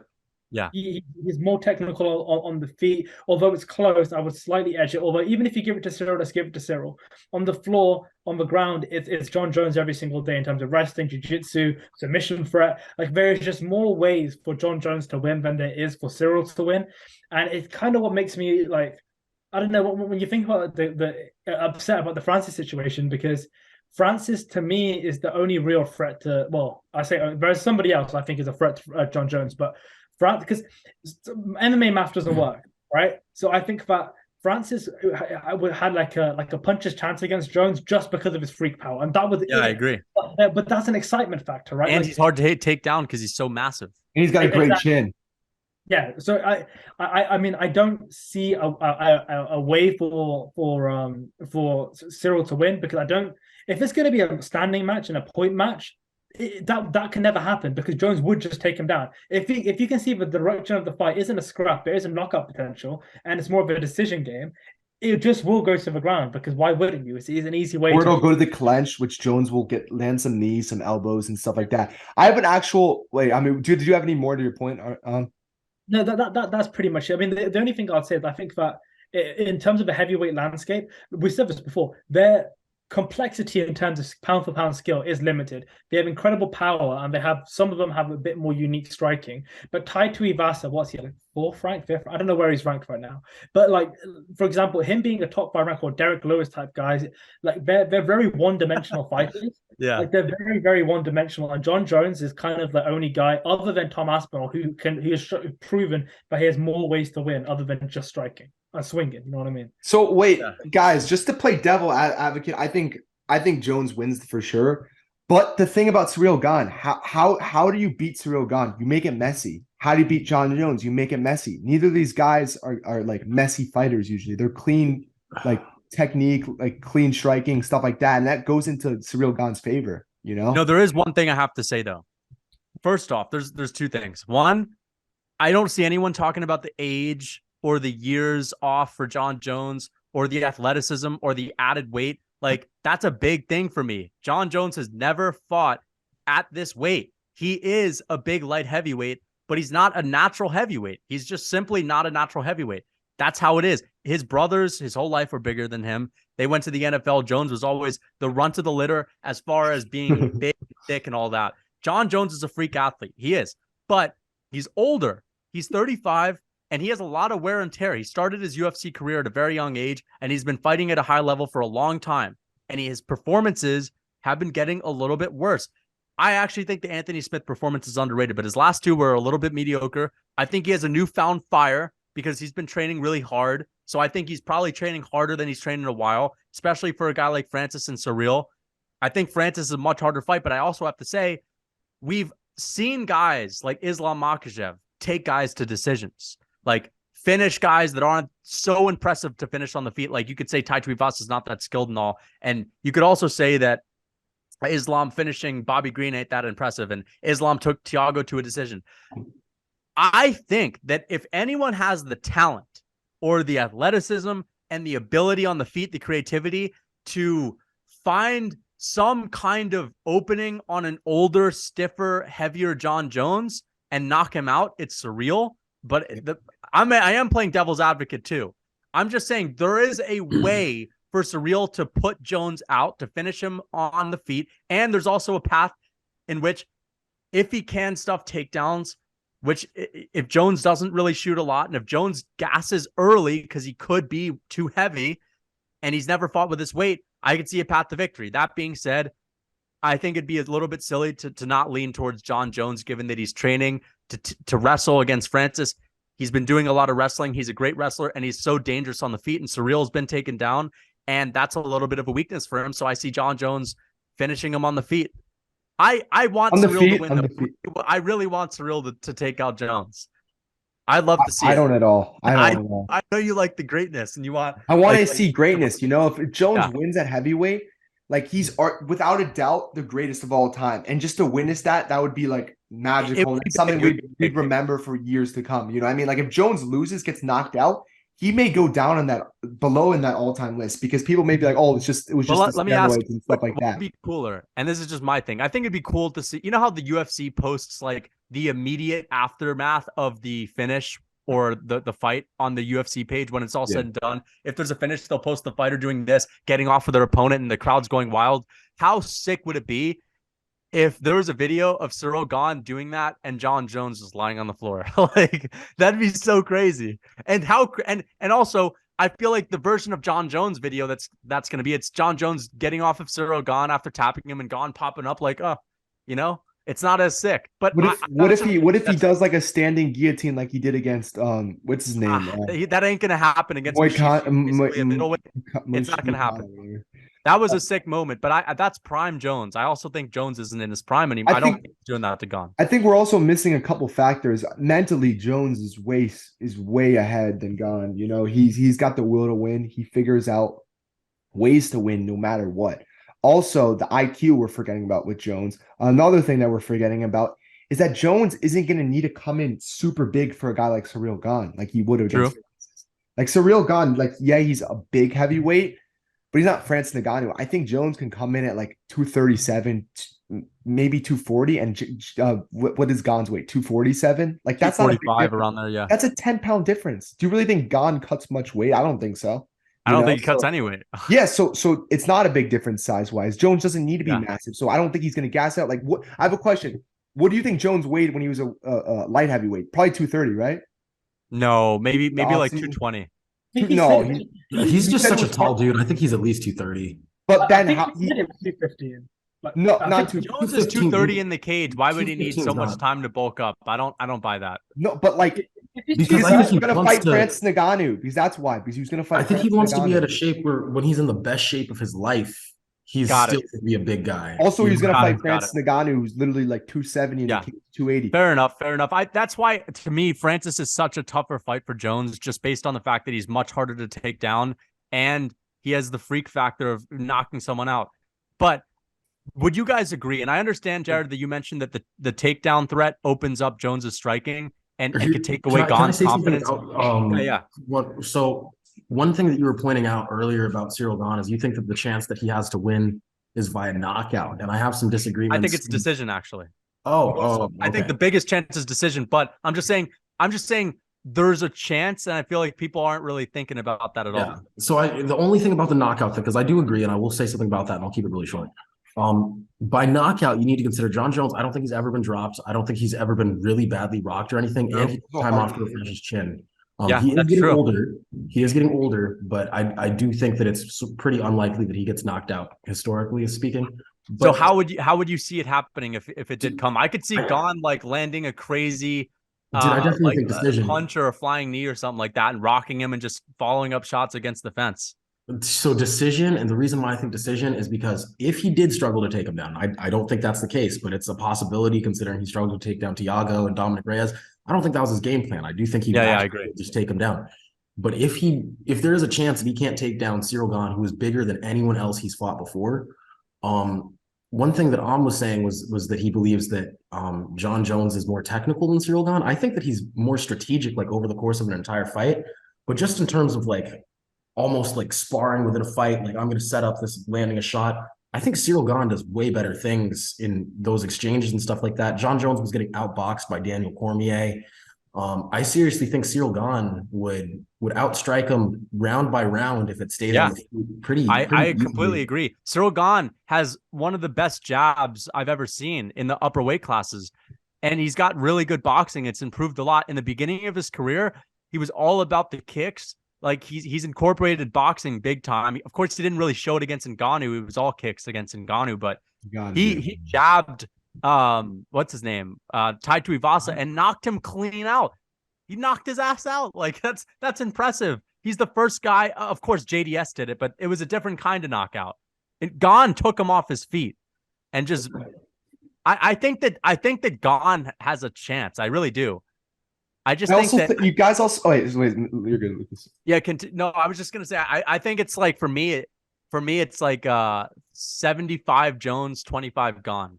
That's how I'm looking. I also think that we got to remember that also like throughout Jones's career, when has he fought his best in big moments? You know what I mean? Like this is a big moment. Dominic Reyes fight was not a big moment. Like, you know what I mean? The Thiago Santos fight was not a big moment. Two DC fights were huge moments, and he had arguably his best performances. The second Gustafsson fight, you could say he's old or whatever. That was coming off after. But it was coming off the last. Like he had a bad fight in the first fight, and he was like, I need to make a good performance. Like I could lose to this guy, so he fucking smoked him. You know what I'm saying? This is the biggest moment of his career. You don't think the guy like is gonna show up? You know what I'm saying? I think he is. I think I'm underestimating how insanely motivated and good Jon Jones can be. You know, so he was not motivated against Reyes. No, like how could? Yeah, he was probably not that motivated. But like he sees a guy who's who's like a 12-0 guy who hasn't been in the UFC for too long. So he beat a Weidman who was literally like wasn't Yeah. even a 205er and like all that. Like, there's no way he was motivated for that fight. Or his last two fights in general. So let me ask you, how do you think Jones gets it done? Submission or TKO? And I think elbows. Elbows. Okay. Yeah, I think he cuts him up, ground and pound, finishes him. Were you gonna say something? Yeah. I mean, first of all, I think he's going to finish him by submission. But I think because I think that's just like, I think that this leads to my point. People underestimate, or not even underestimate. It's kind of a known fact. John Jones' fight IQ might be the highest ever. Like he is smart, and I think Jared hit right the nail right on the head in terms of he is so strategic. And though Cyril, it's hard to because obviously we don't know what John Jones has been doing the last 2 years. Cyril is a heavyweight. He's a true heavyweight, and he is like he's almost comfortable within his body and knows how to use his body more so in big fights because he's been there before. And he is a very technical striker. Don't get me wrong. I used the wrong choice of words when I said that John Jones is more technical. What I meant to say is what Jared said. He's more strategic. Like his fight IQ is just so high, and I think that's being like really underestimated. And then what you're saying about big fights, you start. I mean, like you said, you recently were getting into basketball, right? I've always said my comparison for John Jones has always been Michael Jordan in terms of somebody who is just inherently just different. Like they are different. Like inside, they are ultra competitive. They want to be the greatest. Like John Jones has always said he wants to be the greatest. Look at the rest of the top five, right? Look at GSP. Look at Anderson Silva. Look at Khabib. Look at DJ. They never go out and say, "I'm going to be the greatest." They've never said they're the greatest. They always defer their legacy and their greatness to somebody else. But John Jones is on. I think that same with Cyril Gane. When has Cyril Gane said he's going to be the greatest? Where was his grit against Francis Ngannou in the last 2 rounds after winning the first 2 rounds? He's that cut. A guy with one leg too. I just think John Jones is just that different gravy. I think he's got that X factor, that greatness factor, that goat. Yeah, he does. And I think that people you can't quantify that, right? Because like on paper, it makes sense for it to be an even match. I just don't think it's that close. Like you said, 75-25. I'll say a 90-10. I'd say 95-5. Holy shit. Okay. So let's also talk about this is a good one, but I want to say, who do you guys want to win? I said I want Gane because listen, I like John Jones and I like greatness, and I also like him as an entertainer. He's a good entertainer. He gives good interviews. Sure, he's not the best person. He's not a great guy, but I'm still entertained by him, and I've rooted for him throughout his career, and it's fun to see him win because he's like a movie character to me. So another thing is I want Gane to win just because I like Gane. I like his style, and I also like the idea of like the most athletic new school guy beating up John Jones, who everyone thinks is infallible. I kind of like that. Okay, so that's who I want to win. Who do you want to win? Who do I want to win? Yeah. See, I generally would just say the underdog because I like seeing upsets because then it just cause controversy. But technically, Jones is the underdog, isn't he? Like not anymore. Not anymore. It flipped. No, not anymore. Apparently. I was gonna say Cyril anyway, just because I want the consensus. I want a consensus underdog. I want Cyril to win. Jared, dude, I love my hot takes, so it's probably going to change depending on how many people disagree with me. You're going with Jones, but dude, it just depends on popularity because I love those different opinions, man. But John Jones, argument for him, not a great person. It would be nice to see him get humbled. But at the same time, like the excitement for the sport of something really, really big happened like that would be crazy. So I don't know. I'll have to see. Yeah, I think Jones for sure. I mean, like I said before, like experiencing the greatness, like that's going to be a moment that we're going to remember the rest of our lives, like seeing the greatest fighter of all time. True. Show that he's without a doubt the undisputed greatest. Like I'm not like you talked about basketball. Like wouldn't you wish you were alive for Jordan, like winning his last ring? You know what I mean? Like imagine that moment as a fan. Like you're gonna remember that for the rest of your life. And I mean, if Cyril Gane wins, he beat the guy who was considered the GOAT, but at the same time, it's a guy who was taking years off of his career, who's moving up to division where you'd have to. It's the biggest jump of any like weight difference discrepancy, So like a lot of people will discredit John Jones and stuff like that. So they'll say he's washed, whatever. They'll also be like, okay, he's just not the GOAT anymore. You know what I mean? And Cyril Gane is not going to become a GOAT. You know what I mean? Like there's just no way. I don't think so. Like I don't think he beats a Curtis Blades or something just because of the wrestling. So or a Tom Aspinall maybe. So I just think John Jones winning is so much bigger for the sport in the grand scheme of things, and it's just a moment that I think we're gonna remember for the rest of our life. So I definitely want John Jones to win.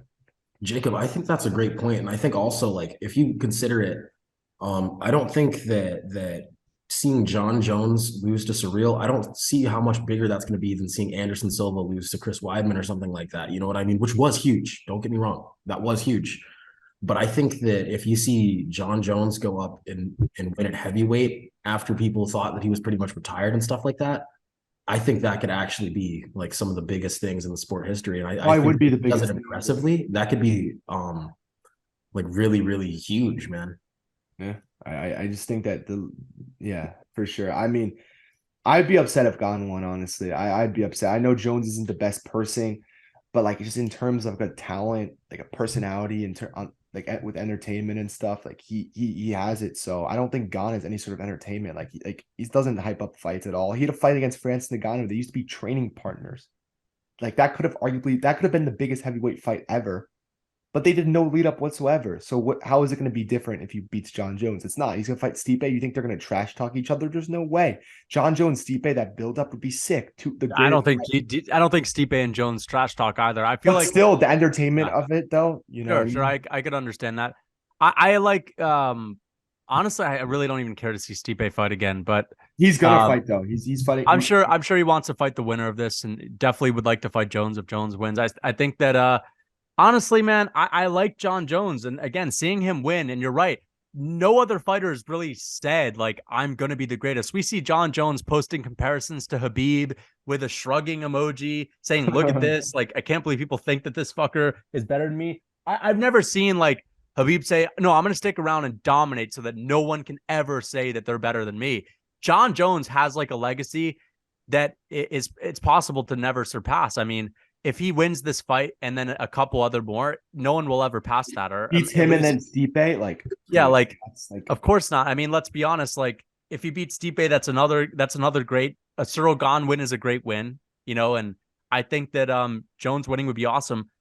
I won't be mad if John Jones wins, and I'll like it. I don't care if there's no trash talk or whatnot, but yeah, I think it's gonna be a great fight. I can't wait to watch it. I hope that they put a good co-main event on. I'd love to see an O'Malley versus Cejudo interim fight. That'd be cool on this card. I have a question, guys. How many pay-per-views do you think this sells? Do you think it sells like over 500? Depends on the co-main event. If they put a good co-main on, it's gonna do better. But I think right now it's gonna sell at least 1 million. Oh no. What? No. Dude, I think so. You guys think it's gonna sell like 800K? I think 800. I think 700. Dana, I saw something saying that Dana is giving John Jones like the most lucrative heavyweight. I think that he's the second highest paid fighter since second highest paid fighter in UFC history. You need to consider like Dana's not doing this for no reason. He's doing this because he thinks he can make money out of it. If he invested money in this, he's going to promote the hell out of this. Like the announcement photo got 1 million likes on Instagram. That shit broke the internet. Yeah, but you guys got to remember nowadays is a little bit different. Like people illegally stream and all that. So like for sure, I understand that. But here's the bigger than Jorge Masvidal versus Kamaru. Imagine if the UFC but that was the COVID. That was like imagine if the UFC did this. If I was the UFC and I didn't have my head in my ass, I would do Conor Pimblett on fine. This might be not realistic, but if Conor, because here's the thing, don't you guys think this is a great idea? Just in general, sidetrack Conor Pimblett, because I feel like a lot of us now want to see Pimblett lose, and everyone wants to see Conor win. Pimblett's stock is high. Conor's Conor. That'd be an amazing fight. That sells 1 million pay-per-views. Imagine if that was on the Jones Gane card.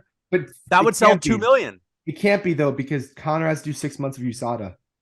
I know, Conor will never be co-main. Conor is the main. I know that's the line. Here's a controversial. It feels weird that either of those are not a main event. John Jones, it feels weird, but I'm just saying if they wanted to really sell some fucking pay-per-views, that's what they should do. Or they put Cejudo versus Sean O'Malley. Then you just decrease the pay-per-views by 900K. But sure, I mean that's fine. You guarantee $1 million in that case since it's Sean. Oh yeah, for sure. I think Paddy Pimblett versus Michael Chandler. Sugar Sean O'Malley on the. I think it's early though. I think it's early for Sean because Sean. I mean, like, I feel like they have to do that. I mean, what else is a big co-main event? You could do Max versus Allen as a co-main, but that'd be better for the UK card. What about Khamzat versus Bilal? Nah, it's dead. Dude, Any Hamzat fight is nice, but Dude. that's the worst Hamzat fight. I said so. This is the most unrealistic thing you could ever Dude, imagine. imagine Colby and John Jones at the same press conference. That'd be so dope. Those guys were roommates in college. Yeah. They hate each I other. like that. I like that a lot. I like the Colby Hamza as the co-main. That would be crazy. If I'm the UFC, I'm telling them like, bro, this is gonna be one of the biggest pay-per-views ever. Like, fuck it, we'll pay you $200K more. Just fucking come, just show Paulo up. Kamzat. Paulo, but then you could do. How about this? Paulo Whitaker. Strickland. What about Paulo Whitaker? Strickland? Paulo Whitaker. Ooh. That's a great but Dude. Paulo's doesn't want to fight Whitaker. Yeah, Paulo dude. versus Strickland and Kamzat versus Colby on the undercard for Jones versus. All I'm saying is they need Oh, you two got a big million. fights. I feel like if they have two other big fights, they need something like it's doable. They need something like Hamzat Colby and then Whitaker versus like a Strickland or Costa or something, or Costa Strickland. Perfect. You're right. Because you look at like the Oliveira Islam card, right? Like look at like we had Oliveira Benil. Oliveira Benil. Yeah. Oliveira Benil. Great Oh, fight. dude, that would be huge. Oliveira Benil. No, I this say is they what stack it up as much as they can. you got to do. Aljo Cejudo as for the interim bout as the co-main. Aljo's out. Aljo's not fighting in March. No, sorry, I meant Sean versus Cejudo. Sean As the Cejudo, co-main, Benil because- Charles. Benil Charles. Dude, that sells a million. Perfect. That sells a That sells a million. million. Perfect. They Without a should doubt. do that. And then if they actually want to fucking go all out and actually sell some big numbers, then they do Hamzat Colby on the same card. For me, I've Colby's always not said gonna that fight him, though. I think that the UFC would be better off overstacking their pay-per-views and then understacking their fight nights, basically rebranding and remarketing their fight nights as, listen, we're not going to try to sell you on this one main event and then have a bad card underneath it that looks worse compared to the main event. We're going to rebrand it as these are the unranked and the guys outside of the top 8 that are trying to make a name for themselves. They know that they're not the biggest stars. They're going to be fighting to have big moments on this card. And you almost have it like a Dana White Contender Series, but for people that are actually like good in the UFC. And you just don't have the big names on the fight nights. I feel like the hardcore fans would tune into that if they know they're going to be good fights and highly skilled, and it's the way that you market it. And the pay-per-views, if you're going to ask for $80 fucking dollars, I know you're from the UK and you don't have to pay that much, but if you're in the US, you have to pay $79.99 now, which is insane. So at least stack the pay-per-views. What do you guys think of that? Well, I've always been agree. an advocate for like business-wise, like strictly business, stack pay-per-views, you're right, but fight night should be a way to grow the brand of UFC. And I'm not saying the UFC is tiny compared to so many other like sports in the world. And I think that fight fans like are very like they forget this. Like the UFC is tiny compared to boxing. There's a reason where like Anthony Joshua fights Deontay Wilder, it will do like 4 times the amount of like most of these UFC cards because it's not that big of a sport. Use fight nights as a way to grow your sport. Start going to other countries, bin off the Apex, start traveling around more. Do a UFC France, Germany, like go to more countries in Asia, like the whole Asian market, China, Japan. It hasn't been tapped into. Grow the sport with the fight nights. And I agree. Another thing that you mentioned is go to other countries. When I say the small fight nights, I mean like if they want to go to the Apex, if they insist on the fucking Apex, small names. If they want to go to a new country and tap into a new market, of course, then you have some good fights and some bigger fights, but they're not doing that. And I really, really think that the Apex needs to go. And if they want to grow the sport, they have to start traveling. And in my opinion, I think it would be good to do most fight nights in, other countries. So here's my idea here. So I think that if they were going to really stack up the pay-per-views and start making the fight nights a little bit weaker, what they could do, and I am gonna, just so you guys know, You could also do pay-per-views in other countries too, which I don't mind. Yeah. But here's what I'm saying. I think that you literally make the fight nights free and put it on ESPN, the actual channel. Yeah. And then with those pay-per-views, you make them really, really good. You know what I'm saying? So you make the fight nights much more available, even if you're making them a little bit worse. And then that's when you start stacking up the pay-per-view. I love it's free advertisement at that point. Like for like obviously they're still gonna make profit on the event. Like it's impossible for them not to make money.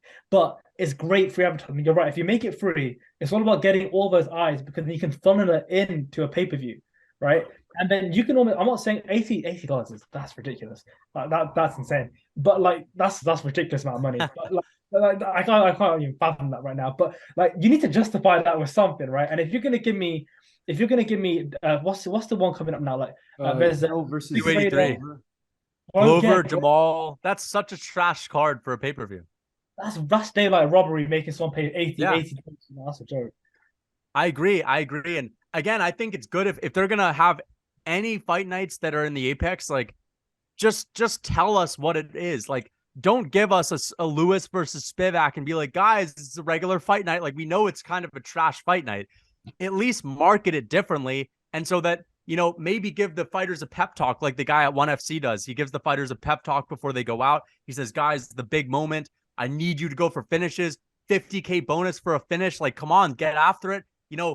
There's no big names. That means you could steal the show. They should really do it differently. And the pay-per-views, even on the prelims, the guys on the prelims should be like ranked guys that are relevant, straight up. Like Derek Lewis versus Spivak, that's like a prelim fight. You know what I mean? That's a good prelim fight. Yeah, I'm gonna have to disagree with how stacked you're talking about there. And the reason why is because if these fighters only fight stacked cards, bro. at most 2 times a year. You know what I mean? That's true. Some of these guys only fight two times a year. You're right. Yeah, and if we get 4 months into the year and we've stacked it up that heavily, you're gonna end up with. But then there's so many fighters. But then you just do less cards. You only have a pay-per-view. Here's the thing. Let's say Lewis fights in January. He can fight in April. You know what I mean? Then he can fight in November. Like these guys, there are ways to get them to fight more often. 4 pay-per-views per, like really small, like 4 pay-per-views a year. Lots of fight nights, really available.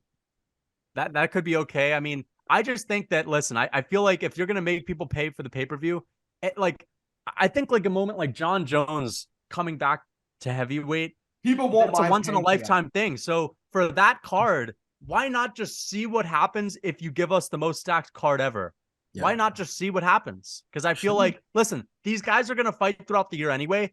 Just throw them on this card and see what the fuck happens. Like, I want to see, can the UFC sell 2 million if they really stack it? Like, imagine it's Strickland Costa, and imagine it's Connor Pimblett and like Hamzat Colby and Charles and Beneil. That breaks the pay-per-view record. That's 2.8 million right there, maybe 3. Yeah, but wouldn't that be good for them? I am gonna have to go like within the next. Yeah, we're gonna end this soon. We've been on for a while. But closing words. We'll do closing words. Yeah, no, I mean, I'm just, in terms of John Jones gone, I'm super hyped. I'm like, we said it so many times. Like, John Jones, we're not going to believe it that he's coming back until he actually comes back, and he's actually coming back. So it's just super excited. I'm counting down the weeks, and yeah, I'm excited. All right, guys. You were gonna say something? Oh yeah, I thought there's a couple of quotes. But I was saying like, this year's looking like an MMA fan's like wet dream. I mean, like the things we have lined up right now, like it's just ridiculous. Alex Islam, March is incredible with John Jones, and you have the UK card with Usman. Like the Connor's going to come back this year is looking like a great year. So yeah. Yeah, I agree. Thank you guys. Thank you guys for watching. Hit the like button, comment, subscribe, turn your notifications on so you don't miss any more of these. If you guys like this debate format, subscribe, then we'll do it again. So take it easy, man. See ya.